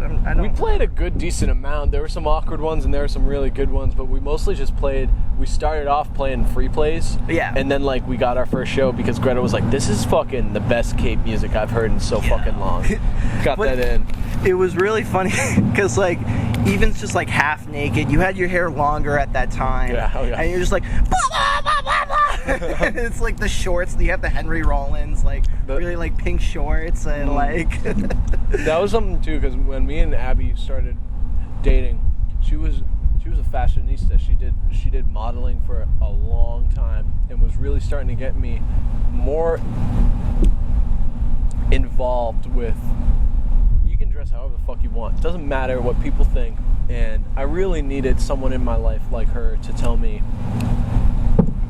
break the rules, break boundaries, and don't, because like, you know, punk music is involved with that, but that's what we really wanted to get involved with the Yeehaw Brothers, was like, it doesn't need to sound a certain way. We had a fucking like big synth that we were just like, let's fucking bang on some keys. What was and, like, the synth? Do you remember? Oh, I fucking don't know. It was like a keyboard that just had some like wild sounds. Okay. Like that one track, we went to the beach and swam around. It was just like it was a wave simulator for different notes, and we just like. I thought you actually went to the beach and recorded yourself there. It sounds really good, dude. Yeah. I was like, whoa, what the fuck, like.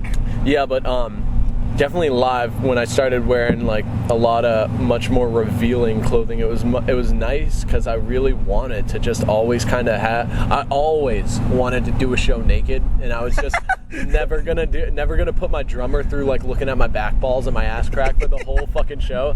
So the short shorts were the closest thing I could get, where it was like, if I hang my guitar low enough, looks like I'm fucking naked, and that's like as good as I could have got.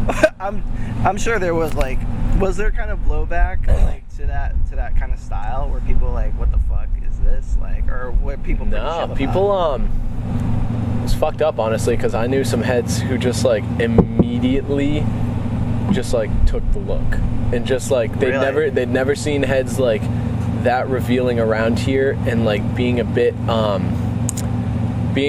like body positive like that. And the second like I started doing shows dressed like that, where it was an actual show, it wasn't a free play, where I was just like playing in like the clothes I was wearing, where I like actually put like a little bit more thought into like my outfit for how it would do with moving around live and stuff like that.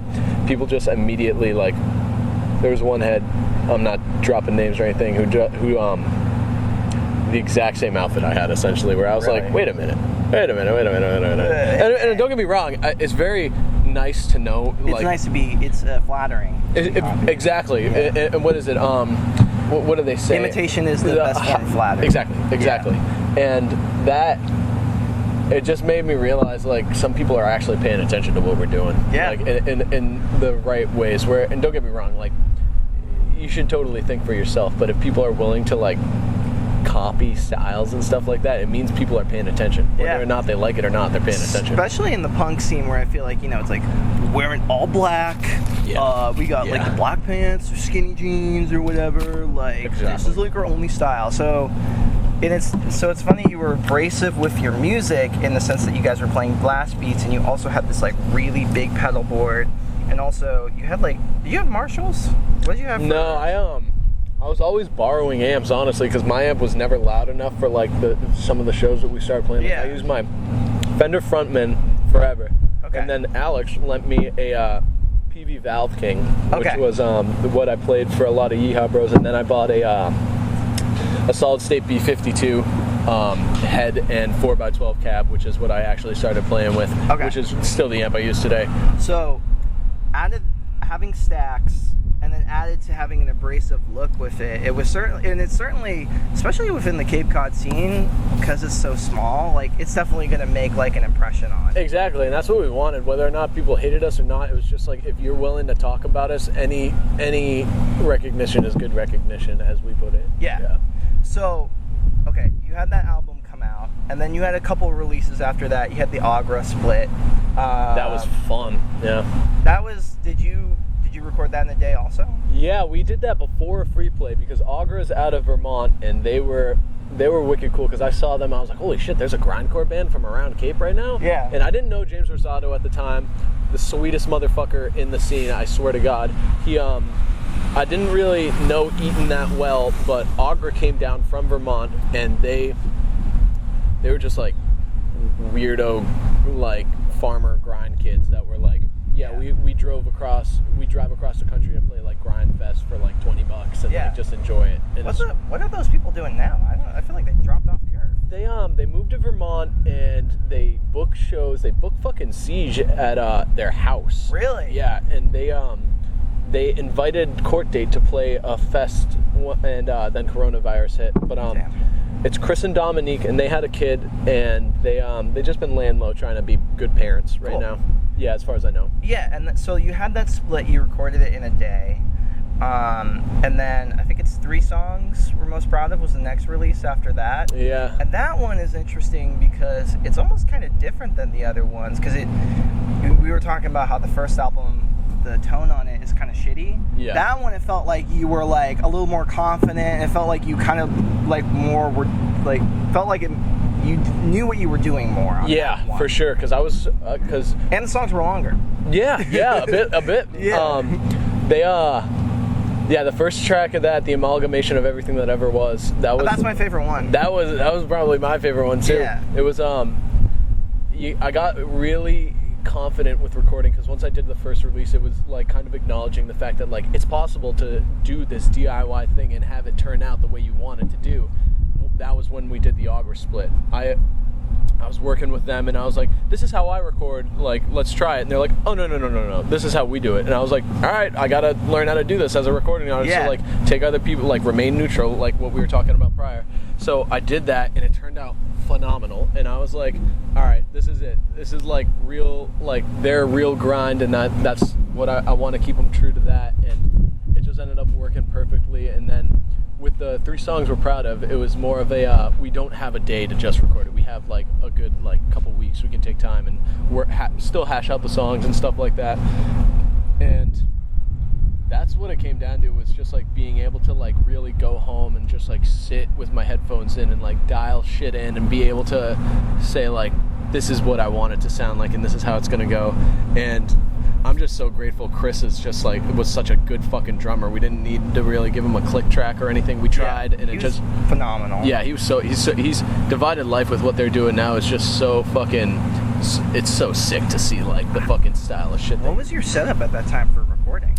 Recording, it was, I bought a Pile 57, so it was a knockoff SM57, and the whole thing was I wanted to put as little money as possible into recording that I could. I had an 8-track I got on my 16th birthday at Tascam DP008, and is that analog with a tape, or is it no, not one of those. It was just one of the new, like, Pocket Studio ones that was all digital.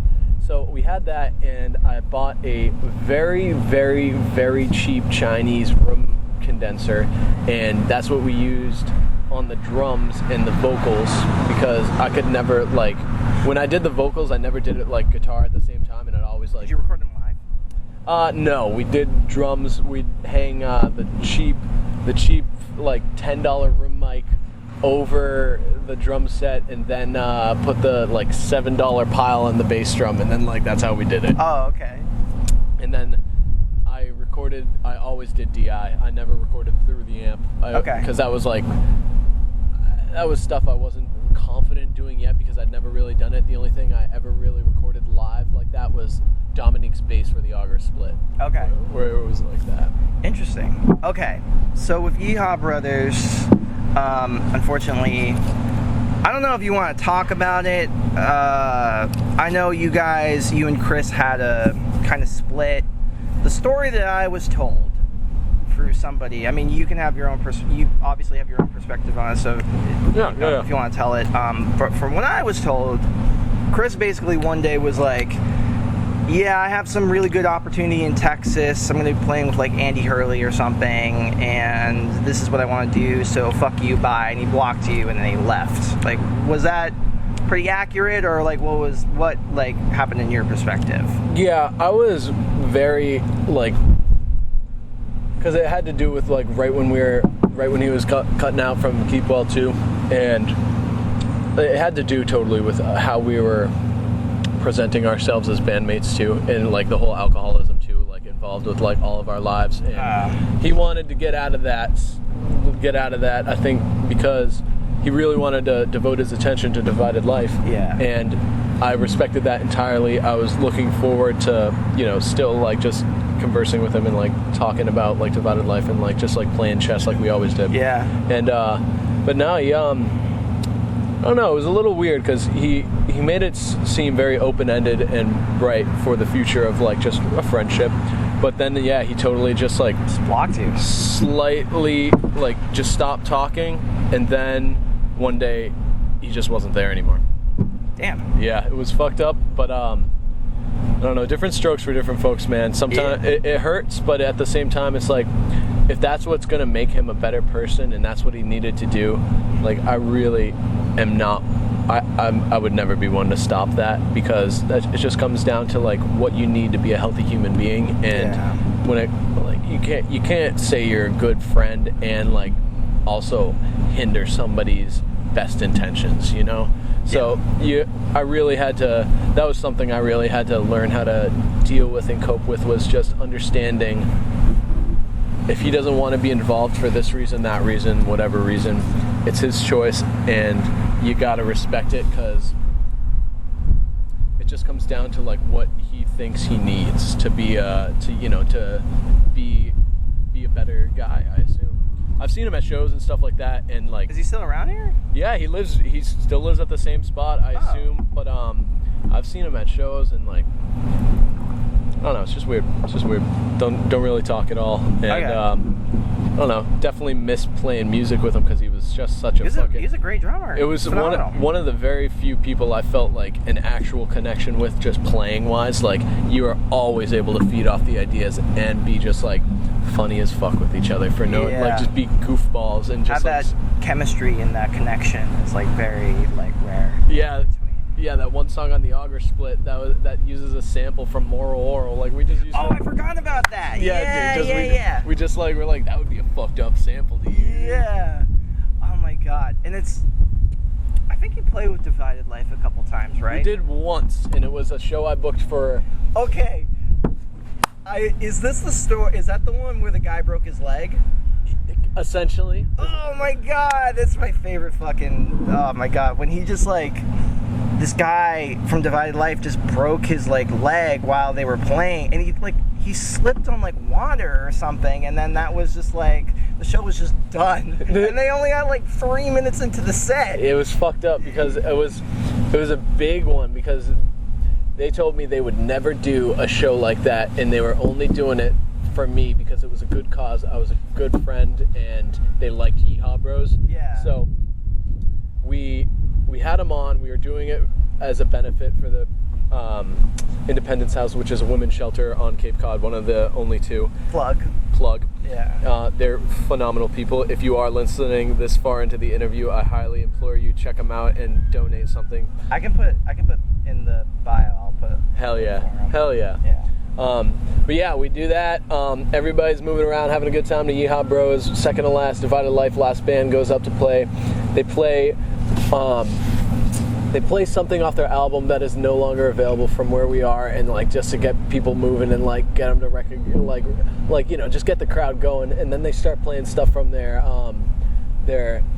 one of their newer EPs, The Death Of, and those were before those songs were even recorded. People were just like, holy shit, what is this stuff? It was, I think it was like the second song off that EP where I'd only heard them from like a show I went to earlier that month or that year or something.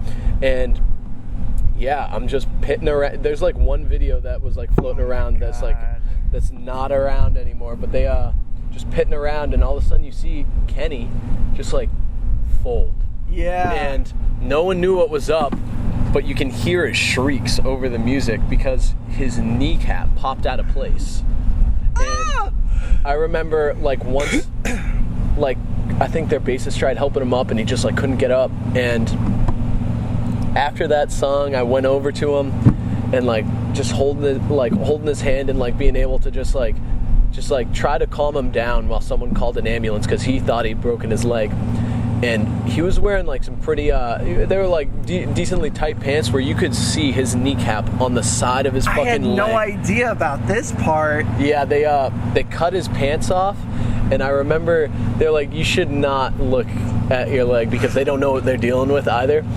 And I just remember seeing this man's kneecap like over here and like almost to the back of his leg, and it was just fucked up, putting him on a stretcher. I thought he broke his, because well, let me set the scene for this. So I hadn't really listened to Divided Life before. I didn't really know anything about them. I went because Yeehaw Brothers were playing, and so they start playing, and it's a punk show. So people are, they're like moshing. Everybody's like throwing fists. There was somebody who was on, I think it was Keenan, had somebody else on their shoulders, and they were also punching her. It was such like, if somebody made a parody of like a punk scene in like a movie, like this is what it would look like.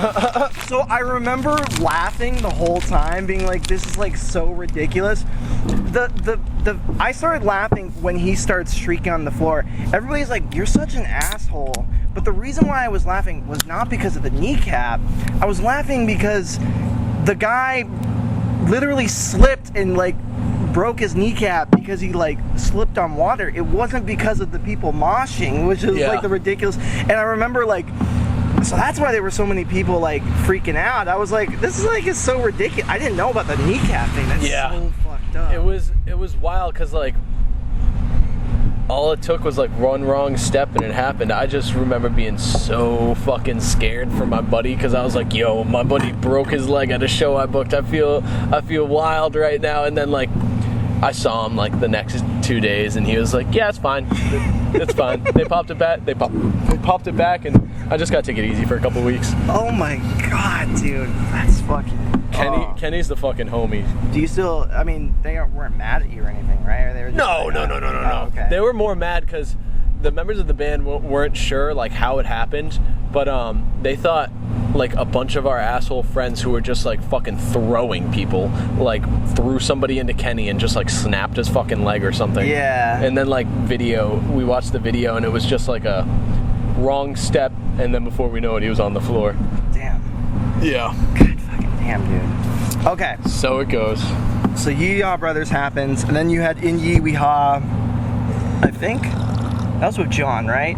Or were there a couple other people? No, it's just John. That was like a real fucking screamo project. I really wanted to play drums, and that was something brand new because once you're on a different instrument that you're not familiar with, you really have to adapt to like fast. And I'd been drumming before, but only like fucking D beat, blast beat, trying to practice. But this was an actual project where I had to bring something real to the table that was like unique in some way.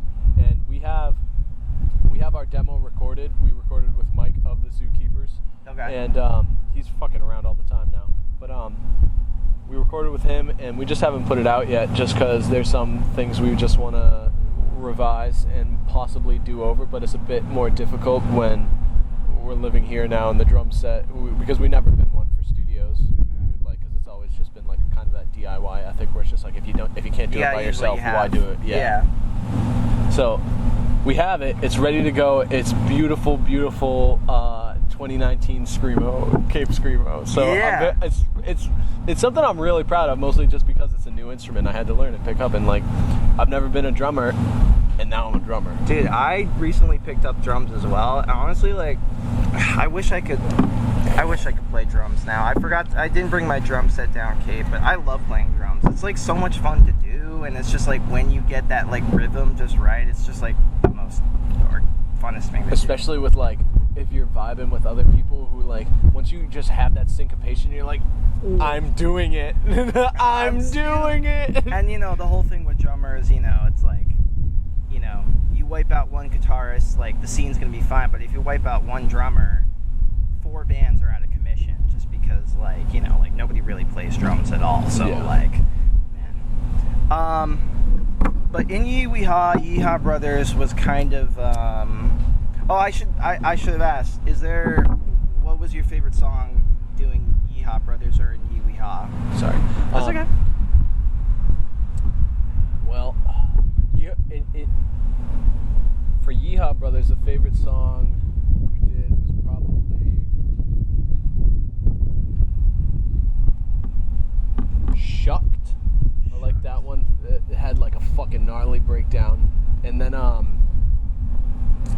in Ye We Ha, we don't have any of them named right now, but it's definitely gonna be, I think, the third track on the album. It's just like I had to teach myself how to play fast, and I remember the first show we ever actually had that like we were on a flyer for.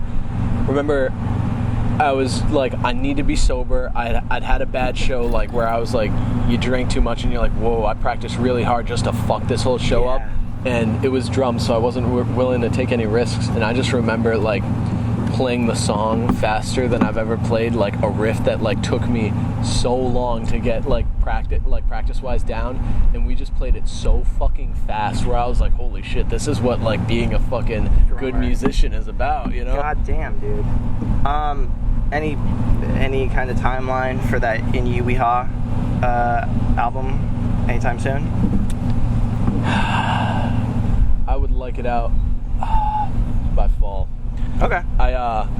We're waiting to practice. We haven't chatted with John in a while because we're all just like doing our own shit right now. But John, as you know, is the bassist in Court Date and all that. So In Ye We Ha, Yeehaw Brothers was almost a stepping stone to this newest project you have now, Court Date. Mm-hmm. How did Court Date kind of come about? Court Date came about from me convincing my childhood best friend Eddie Walsh to try vocals, because Eddie's been into death metal for a while and he's been trying his hand at like those vocals, and like I never heard him do anything, and he always said like, you know, I'm getting pretty good at doing this shit, man, I'd really love to give it a go. He sounds really good on it too. Yeah. I don't think he's ever really sang before, right? Never been involved in any project. And the first time we ever jammed, it was at a practice space we were renting where it was just me, Alex, and Eddie, and Eddie didn't have lyrics, I had a couple riffs, me and Alex were just jamming with some stupid shit, and then that was that.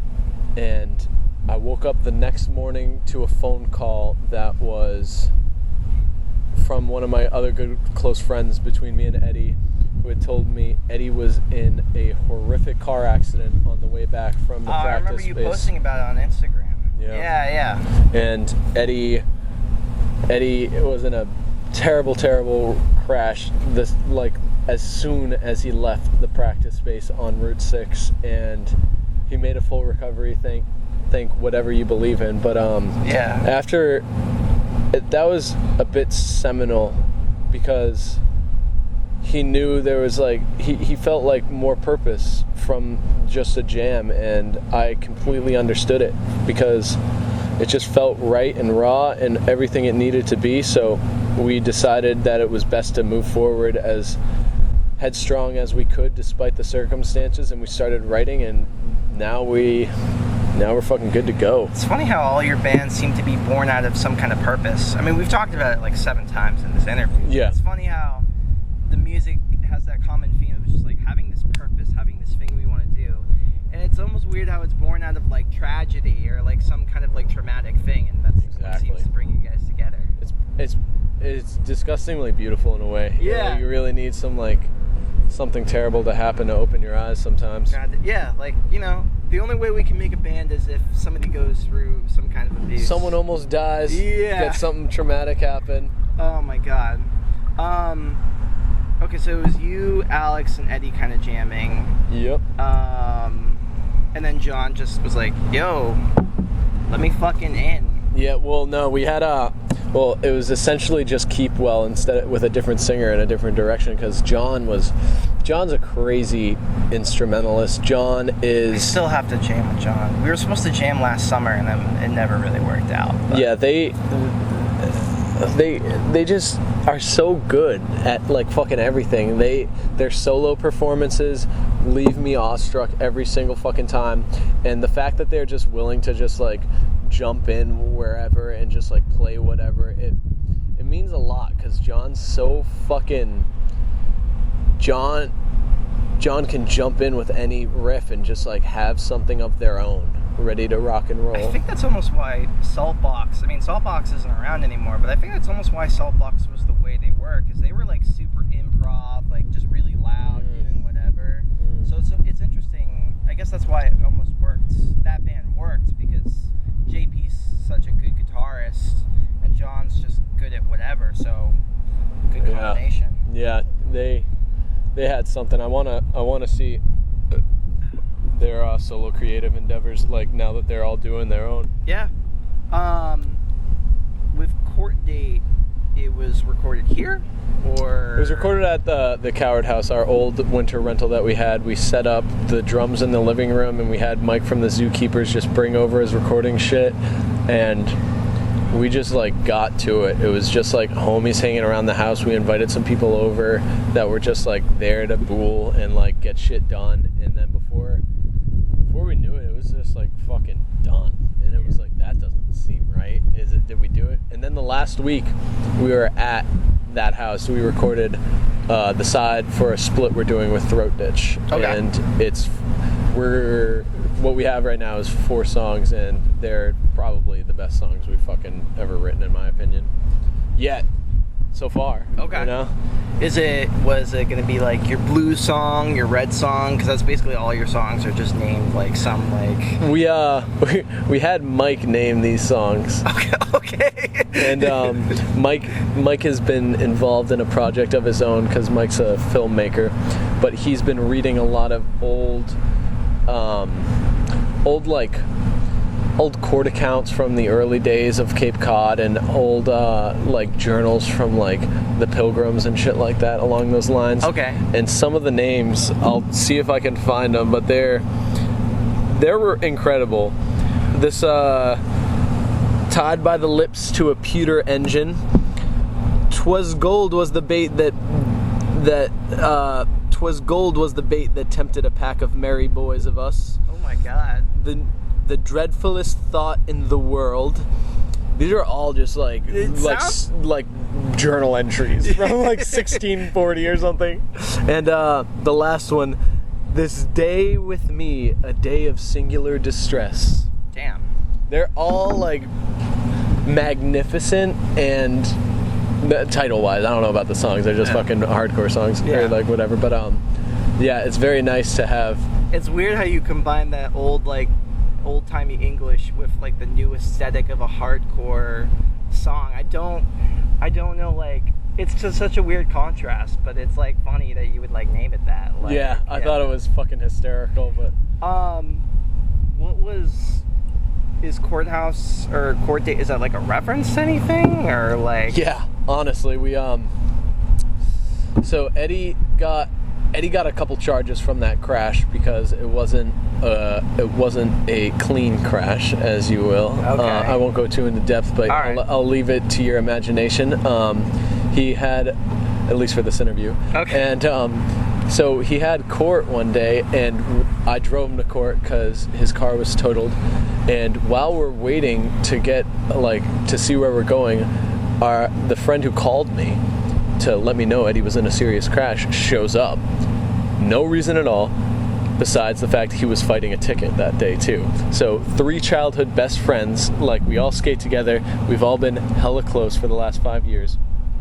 We're all just waiting now in this court, and we're sitting in this courtroom hall, and it was fucked up because everyone was so solemn and gloomy, like they were facing some charges, trying to fight. And then you got like 3 literal fucking assholes giggling, making jokes in a fucking courtroom, like trying not to laugh as loud as possible, and just having a great fucking time, like waiting to face some charges or something. And then I hit Eddie, and I was like, dude, Court Date. Yeah. Court Date, you ever hear that? He's like, what do you mean? I was like, I've never heard of a band called Court Date. And it's always a problem when you come up with a good band name and you're like, you type it into Google and it's just like 5 bands from Sweden, a couple from France already beat you to the punch. Yep. But Court Date, we were sitting in a court hallway, and I was like, dude. And it was the only band name I think I've ever created too, and I think it's like one of the better fucking band names I've ever fucking. It very much matches with the aesthetic of those old-timey English titles that you have. There's something very like, it's basically a hardcore name. It's like almost very punishing and very solemn at the same time. It's very funny. Yeah, it's reckoning too. Yeah, you know? And it's funny with those songs. Like, I originally thought that you were singing over them. Oh really? Yeah, because like the drone song was something that it seemed like, because when I listened to Yeehaw Brothers, I almost kind of felt like that was something that you would, it just, in my eyes, it was something that you would do. And then I was talking about it with somebody else, who's like, oh no, the guy Eddie is singing those songs. I was like, really? Like, I was just surprised because I was used to you singing all the songs, and it was just like, this, I have not met Eddie, but like, he's really good at just like, for somebody who's never been in a band before, ever really taken anything seriously like that, he's very good at what he does. Yeah, like, it sounds legit, and he's never fucking done it before and never had like that type of outlet. Yeah. Either. What's the deal with punk song? Why is it backwards? So when we tried uploading it to Spotify, they said we couldn't have the genre in the title. What? Yeah, it was something stupid like that. Some like weird little. Did you use like DistroKid or something like that? Yeah, we totally. Yeah. DistroKid is like the worst. They always like. It is and it isn't, because I mean, $20 we got a year on any server we want, but. Yeah.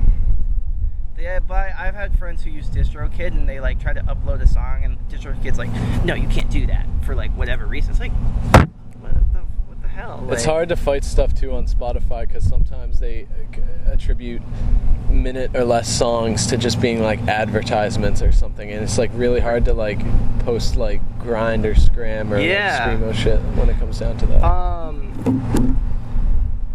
maybe in 2020, what do you feel? There are a lot of people that have feelings about streaming now. What are your feelings towards streaming? Is that like, what are your overall feelings towards streaming? Like, I think it's important at this day and age, man. I mean, people can talk a lot of shit, but when it comes down to it, like, the world is progressing in ways that, like, we're never, I feel like, ever gonna keep up with. And honestly, it just brings people from like different continents, countries closer to us in a way that we have more appropriate ways to listen to it, rather than a lot. I mean, the people who can do physical copies are either doing it completely DIY, where they're putting all their money in where it deserves to be fucking bought up, or getting promoted from a label where it doesn't really, like, people are gonna buy it, but it doesn't necessarily matter all that much the amount you buy if they're still getting if they're on a label and getting like promoted in that sense, like from big names. It's like there's a lot of promotion there, and like streaming is pretty fucking important when it comes to just like listening to them. You have to. It's not back in the 80s where there's like, or 90s where there's only a good handful of bands from each fucking city or island or places like that where you have to like buy a fucking vinyl or check out a zine to hear the music. And don't get me wrong, I think that's really important to like the DIY ethic, is like really that self-promotion, whether or not you're doing it yourself or not. But when it comes down to it, I think people should be streaming everybody's music that deserves to be fucking checked out, you know? And I feel like in 2020, there's a lot of politics that go with it. I mean, like, it's hard to make money off streaming, especially a band at your level. Like, you're probably, to be realistic, you're probably not going to make that much money. I mean, we're not doing it for money either, you know? So, but like, I don't know. I just feel like in 2020, like, if your band's not streaming, like, nobody's really gonna hear it. Like, and it's like, at the end of the day, like, you just want to get the music fucking out, you know what I mean? Like, it's like, whatever, like, if you want to put it on Bandcamp and have I know people who only want to do like Bandcamp kind of stuff and keep it on Bandcamp, and like, whatever. Like, at the end of the day though, like, you just gotta get the music out, like, somehow. Like, because the only reason why I asked that is I know that, or maybe this is only something I thought of, but it seemed like you had a tough time trying to upload your songs to stream, right? Or was there for what? For Court Date? A little bit. There was a little bit of a process, but I mean, at the end of the day, it was fucking as good as it could get. We're on like all that, everything you could fucking think of now, and like it was pretty seamless for the most part. A couple discrepancies, but like. All it was just like putting a song name backwards and like making sure they were just a little longer than a minute or something like that. Would you ever upload that past stuff to Spotify or any of those kind of platforms, like the Keep Well stuff, the Empty House stuff? I would love to. I would absolutely love to, especially now that, like, I don't know, like talking with you about it now is definitely making me realize, like, you know, there are some people who do fucking value the music a little bit more and would probably enjoy being able to listen to it on like an actual platform rather than just like downloading it from Bandcamp and hoping to find it, or like being able to follow going on SoulSeek or something. And you still have access to those files? I definitely do. I'll be able to like dig up passwords and shit like that. All it comes down to is like finding that. And I mean, everything else, all it takes is like downloading from Bandcamp, and then you're able to just like pop it up. Yeah. And I mean, I definitely feel like within the Cape scene, there is a small group of people who are like, it's small, but it is very dedicated. And I feel like a lot of people, like, if you put it up, I mean, your numbers aren't going to be like 100,000 or something, but I think they would be decent. Like, people would listen to it. I certainly would. I keep trying to listen to Lipstick Stain, and then Bandcamp's like, you gotta buy this shit if you want to keep listening to it. And I'm like, I just want to listen. Pay $0, baby, $0, 0 cents. But I would love to upload it though. So that's almost a perfect intro to my next question. But before we get into that question, I was gonna ask about Cape Cod. Favorite song off Court Date? Favorite song off Court Date? Or maybe most fun you had in making one? Definitely Clown Song. Clown Song? Definitely Clown Song. That was the one you, it was like a single, right? Yeah, definitely the first one we released, but My favorite one that we made is gonna be on the split. It's gonna be Okay. it's I'll show you after the interview. It's Okay. it's fucking fun. All right. So let's get into biggest question. I always ask all the Cape Cod people this question because I feel like it's necessary. Let's talk about Cape Cod. Let's do You've it. been here all your life. There seems to be this difference between Cape Cod and the Cape Cod scene. Let's start with Cape Cod. The overall place of Cape Cod, how do you feel about it? What are your feelings towards it? I've always felt I felt like I always was supposed to belong here. Like there's something here that just isn't anywhere else. Like the isolation of living on an island. I don't care. You can call it a peninsula. You can call it whatever you want, but it's an island. Yeah. People view this place as something off the coast. You gotta go over 2 bridges to fucking get here. It's something that is very secluded from everything else, and whether or not you're just going to shows out in Boston or Rhode Island or anywhere else, you have to plan to get out there. You have to know what it's going to be like, and especially in the summer, being on Cape Cod means you're at the disposal of like what a bunch of fucking yuppies want to do. Yeah. And I mean, Jesus Christ, look. Yeah, but as we're getting interviewed, there's a bunch of people driving past us. Riding by in their Cuffy's Cape Cod sweatshirts, and it's genuine to know like what we're doing and producing out here is as real as we can make it, because it's hard to find it, I feel like, anywhere else too, like the DIY ethic along with it. And I think there was a meme last year that went around that somebody was talking, it might have been a Divided Life shirt, but it got kind of big where Oh yeah. it was the one Long Live Cape Cod Hardcore or something like that, and like a lot of people were like clowning on, being like, oh, what you can find in Cape Cod, was it like clown crab cakes or whatever and stuff like that, and it was just weird because like all my internet friends were laughing at it, but me, like I was like, because I wouldn't say I'm a part of the Cape scene, but like obviously I'm friends with all you guys, so like I have a different perspective on the whole thing. I've seen a bunch of shows and I'm like, there's like, it's not a big group of you guys, but like a bunch of you are trying to make stuff happen here. Yeah. And there is stuff that Cape Cod has a musical history. I mean, there was that stadium in the 80s, Black Sabbath and the Clash played there. It's David Bowie, Grateful Dead, all them motherfuckers. Oh, did they? Yeah. In that stadium now, it's like a warehouse building now or it's something. like a timber. Yeah. And then there was, Green Day played here. Yep, with Trip Lullaby. Yeah, who are still around. They released a new album. I guess one of Converge's old drummers, when they first started, was from Cape Cod. And then what was it? Death Before Dishonor, like a big Boston band, had their first show out here, I'm pretty sure. Yeah, and then... Oh, no, it was Have Heart. Have Heart did their first show at the Juice Bar. Really? Out in Orleans, yeah. I had no idea about that one. I was gonna say the Freeze were like the next one that I could think of, like, from the 80s.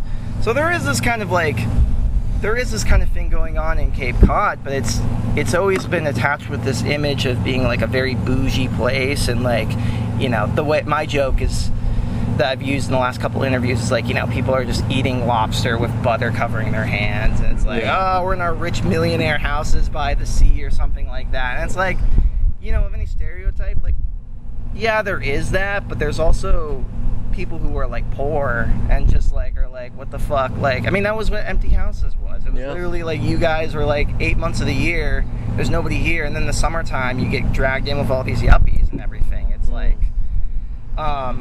so you feel like Cape Cod is this kind of unique place that's very small, but there's like a lot of history that goes into it. Oh, absolutely. And in going off of what you said about that Divided Life shit that got a lot of attention, you know, like, what do you have to like talk about, like tourism and lobster rolls? It's like, actually, yes. Like, the amount of tourism that comes through here and like how it builds like our livelihood and determines how we're going to live for the 8 months of the year, it's definitely something to talk about, being at the disposal of like these people who are here celebrating their summer homes, and they're like, you know, just like the culture of just being like privileged white people on a fucking island, you know? And like, as a lobster rolls go, like, you know how many fucking friends out here in the DIY punk scene are fucking fishermen trying to make a fucking living because that's the only goddamn thing there is to fucking do out here besides retail work? It's like not a joke either. Like, so many people are fishermen, like, just like that's what they do. They have to fucking make a living because they know that like retail work ain't for them, and like, fair enough, dude, that shit sucks. It does, 100%. The people I know who are fishermen are some of the hardest working fucking people I've ever met in my entire life. Yeah. And I mean, that's even more prevalent now with this coronavirus thing. I mean, I've seen you post on Instagram of just like, you know, like the start of the season, like there were still people coming down, like from New York or whatever. And I'm like, I didn't think it was going to be that busy this year, but it does not seem like it affected anything at all. Like, it really doesn't. I mean, people don't give a fuck when it comes down to it. Like, skewing away from like the music and everything, like this virus right now is just, it's hurting a secluded area. People are bringing a disease to an area that was doing fine. We had something like 1,400 cases since the beginning of March, and now we're seeing our spike along with like the rest of the nation, who, I mean, don't get me wrong, the rest of the nation has seen their spike for the last, like, some people never even got out of the first fucking wave, like Florida and shit like that. But us, who were dying down, had everything under control, there's parties going on nowadays from people who work in retail shops and like food industry that are just like spreading this shit like wildfire because they can't fucking control themselves. It's summertime on Cape Cod. They want to follow suit with every fucking tourist out here who's here to party.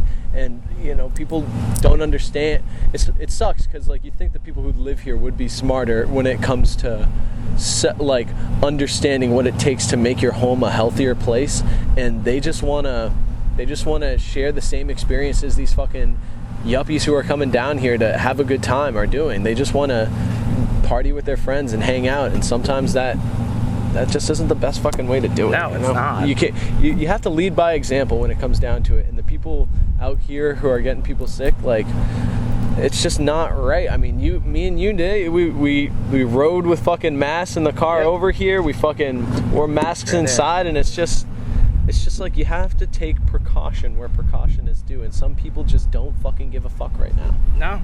And that's, I mean, that could be a whole different discussion that I won't get into. I was going to say that this could be another 3-hour interview. But let's talk about the Cape Cod scene, the music scene, which is very small, as we mentioned. In your experience, like, how do you feel about the Cape Cod scene? Maybe in the past, and then we could talk about now.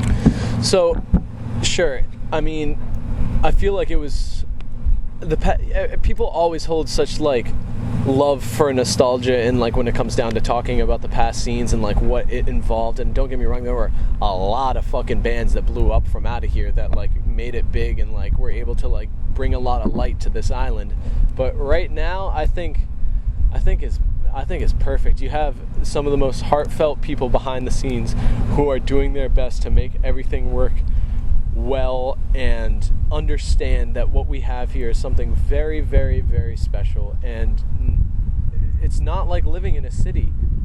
James Rosado was talking to me a while ago about James Rosado, the guitarist for Eaton, who does a solo project, Hypnagogue. Another plug. We were talking about it, and he was elaborating how it's just how he would much rather play one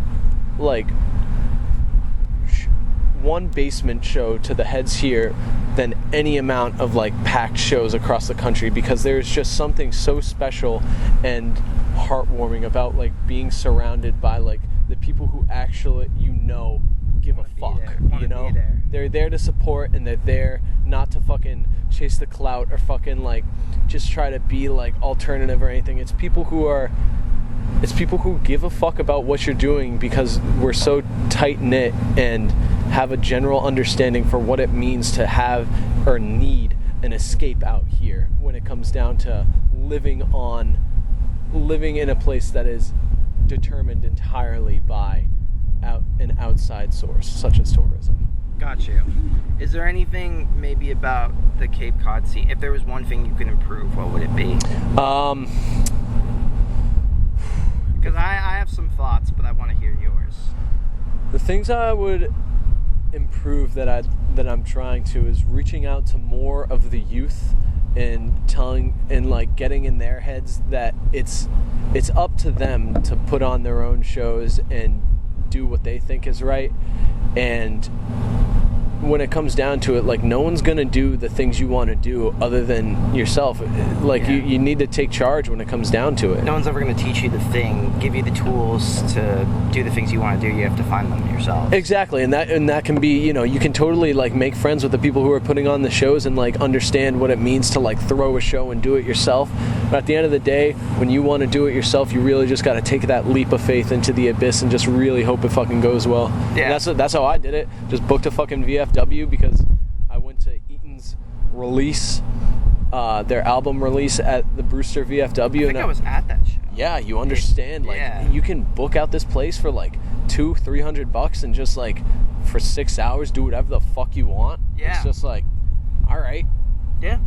What are your thoughts? So, I think the biggest thing, what sucks is I do believe in that DIY thing of just kind of doing it yourself and making the shows happen, but I do wish there was more of a support on the local level from governments to like make stuff happen. And there is stuff that happens. I mean, last year, I don't know if it happens across Cape, but Harwich was having those shows that like you could throw like local shows. I know Cannon Hill played one of those shows, which is a local band around here, but it doesn't really plug.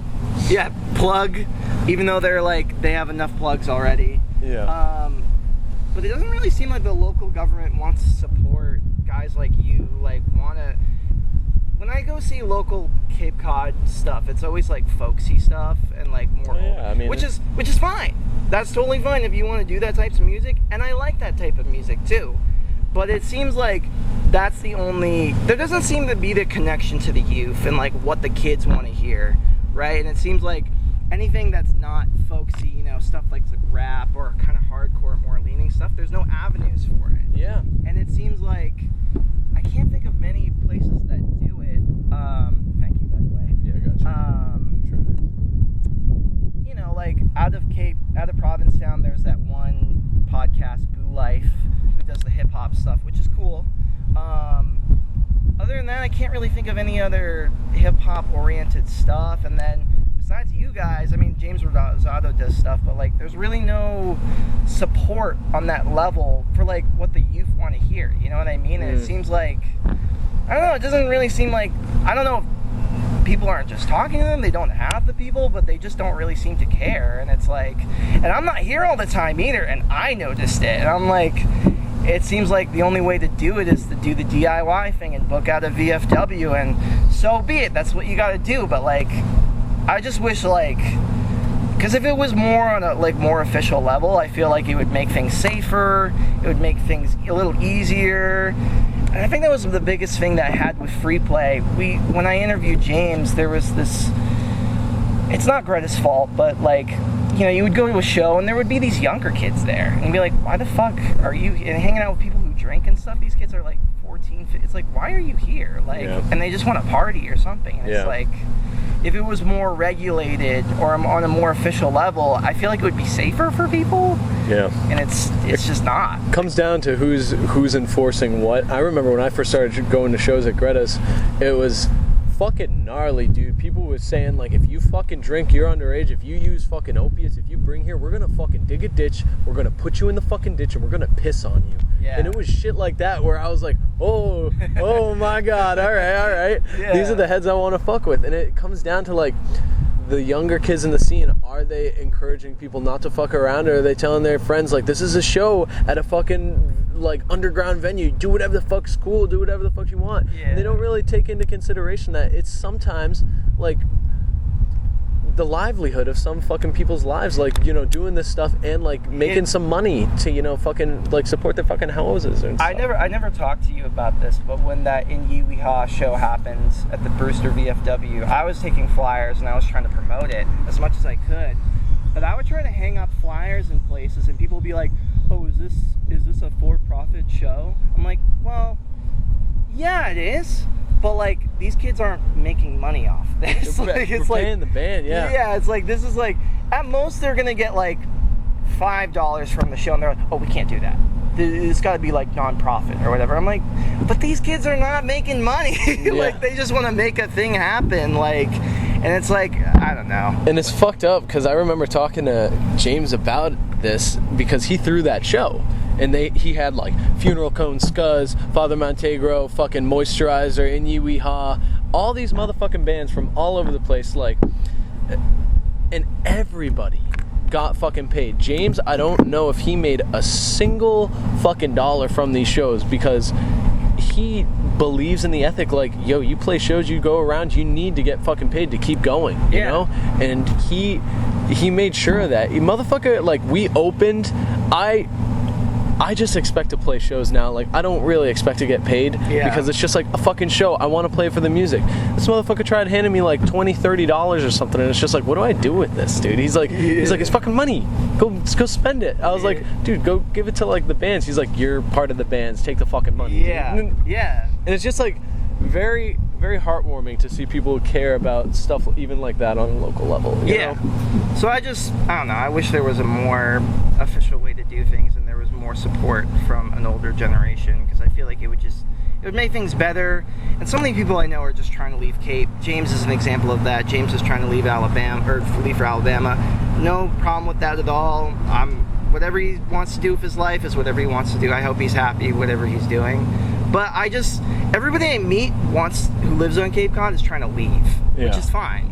Like, sometimes you gotta leave the place you know to kind of discover who you are, but it's like, it's out of the 5 people I meet, 4 out of the 5 people want to leave, which I feel like is a little abnormal, just because, like, and I think it's just because there's no support for people, and it's like, me and James Rosado were talking about how, like, the Cape scene, like, it just needs people like us who are adamant about supporting it, and in that sense, because people do want to leave, and I personally want to leave when it comes down to it. I've grown up here my whole life, and it feels like, you know, a small fish in a small pond is never gonna fucking really grow bigger than that, and so you really have to, like, kind of explore and find roots, but, like, also that's what fucking tours are for. You gotta fucking, like, go out and roam around. Like, you can attribute it, like, a lack of success to whatever you want, but when it comes down to it, it's lack of effort that really, really applies to it.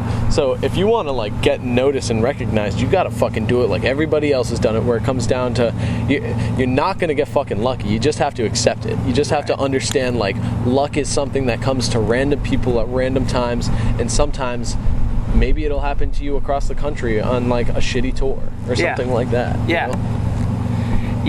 All right, so I guess this interview is pretty much done. Fuck yeah.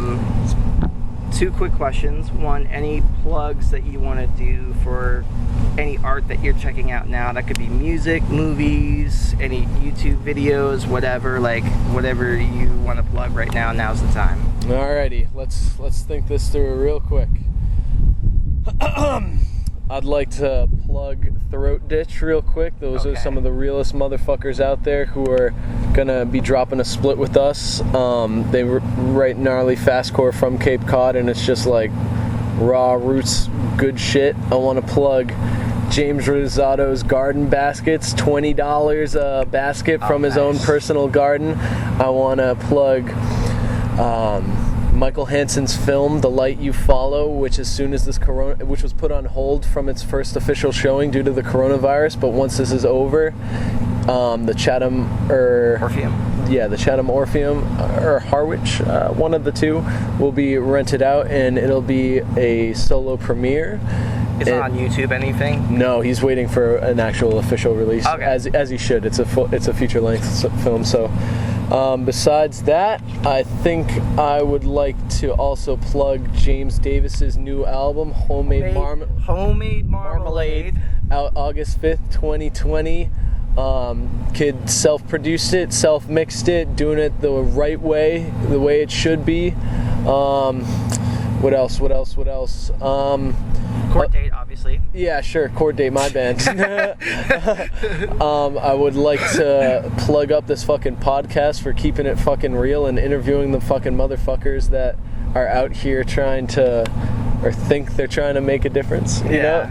Trying to keep it real and spread some knowledge to some heads. And besides that, maybe the fucking Black Lodge. Black Lodge, free play. If you're around here, ask a fucking punk about a show going down. There's also a Facebook page and an Instagram page at Free Play Collective. Free Play Collective, that's also the Black Lodge's deal. And besides that...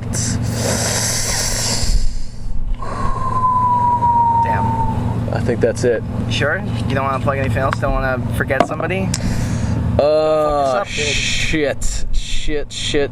Don't fuck this up. Somebody's gonna forget. Somebody's gonna be like, why did you plug me? Oh, yo, every one of the heads at the Falmouth and Sandwich skate parks who are keeping those parks clean and keeping a good and healthy spot for the fucking youth to go to and fucking just get out all their frustrations on a fucking board, scooter, bike, rollerblades, whatever. Okay. That motherfucker, this is the realest, along with Finch Skate Park. Okay. Shit's fire. Okay. Any last minute words you have? Just want to thank you for reaching out, dude. It's very humbling looking back and finding or hearing people who want to know like about fucking some Cape shit.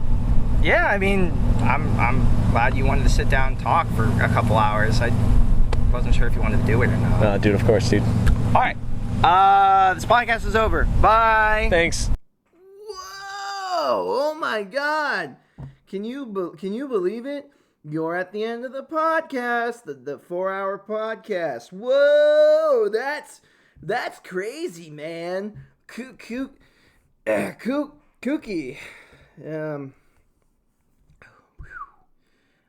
No. Anyway, guys, thanks for want to give appreciation for everybody who got this far. Be sure to like, comment, and subscribe. But actually do that though. I'm kidding. You can do whatever you want.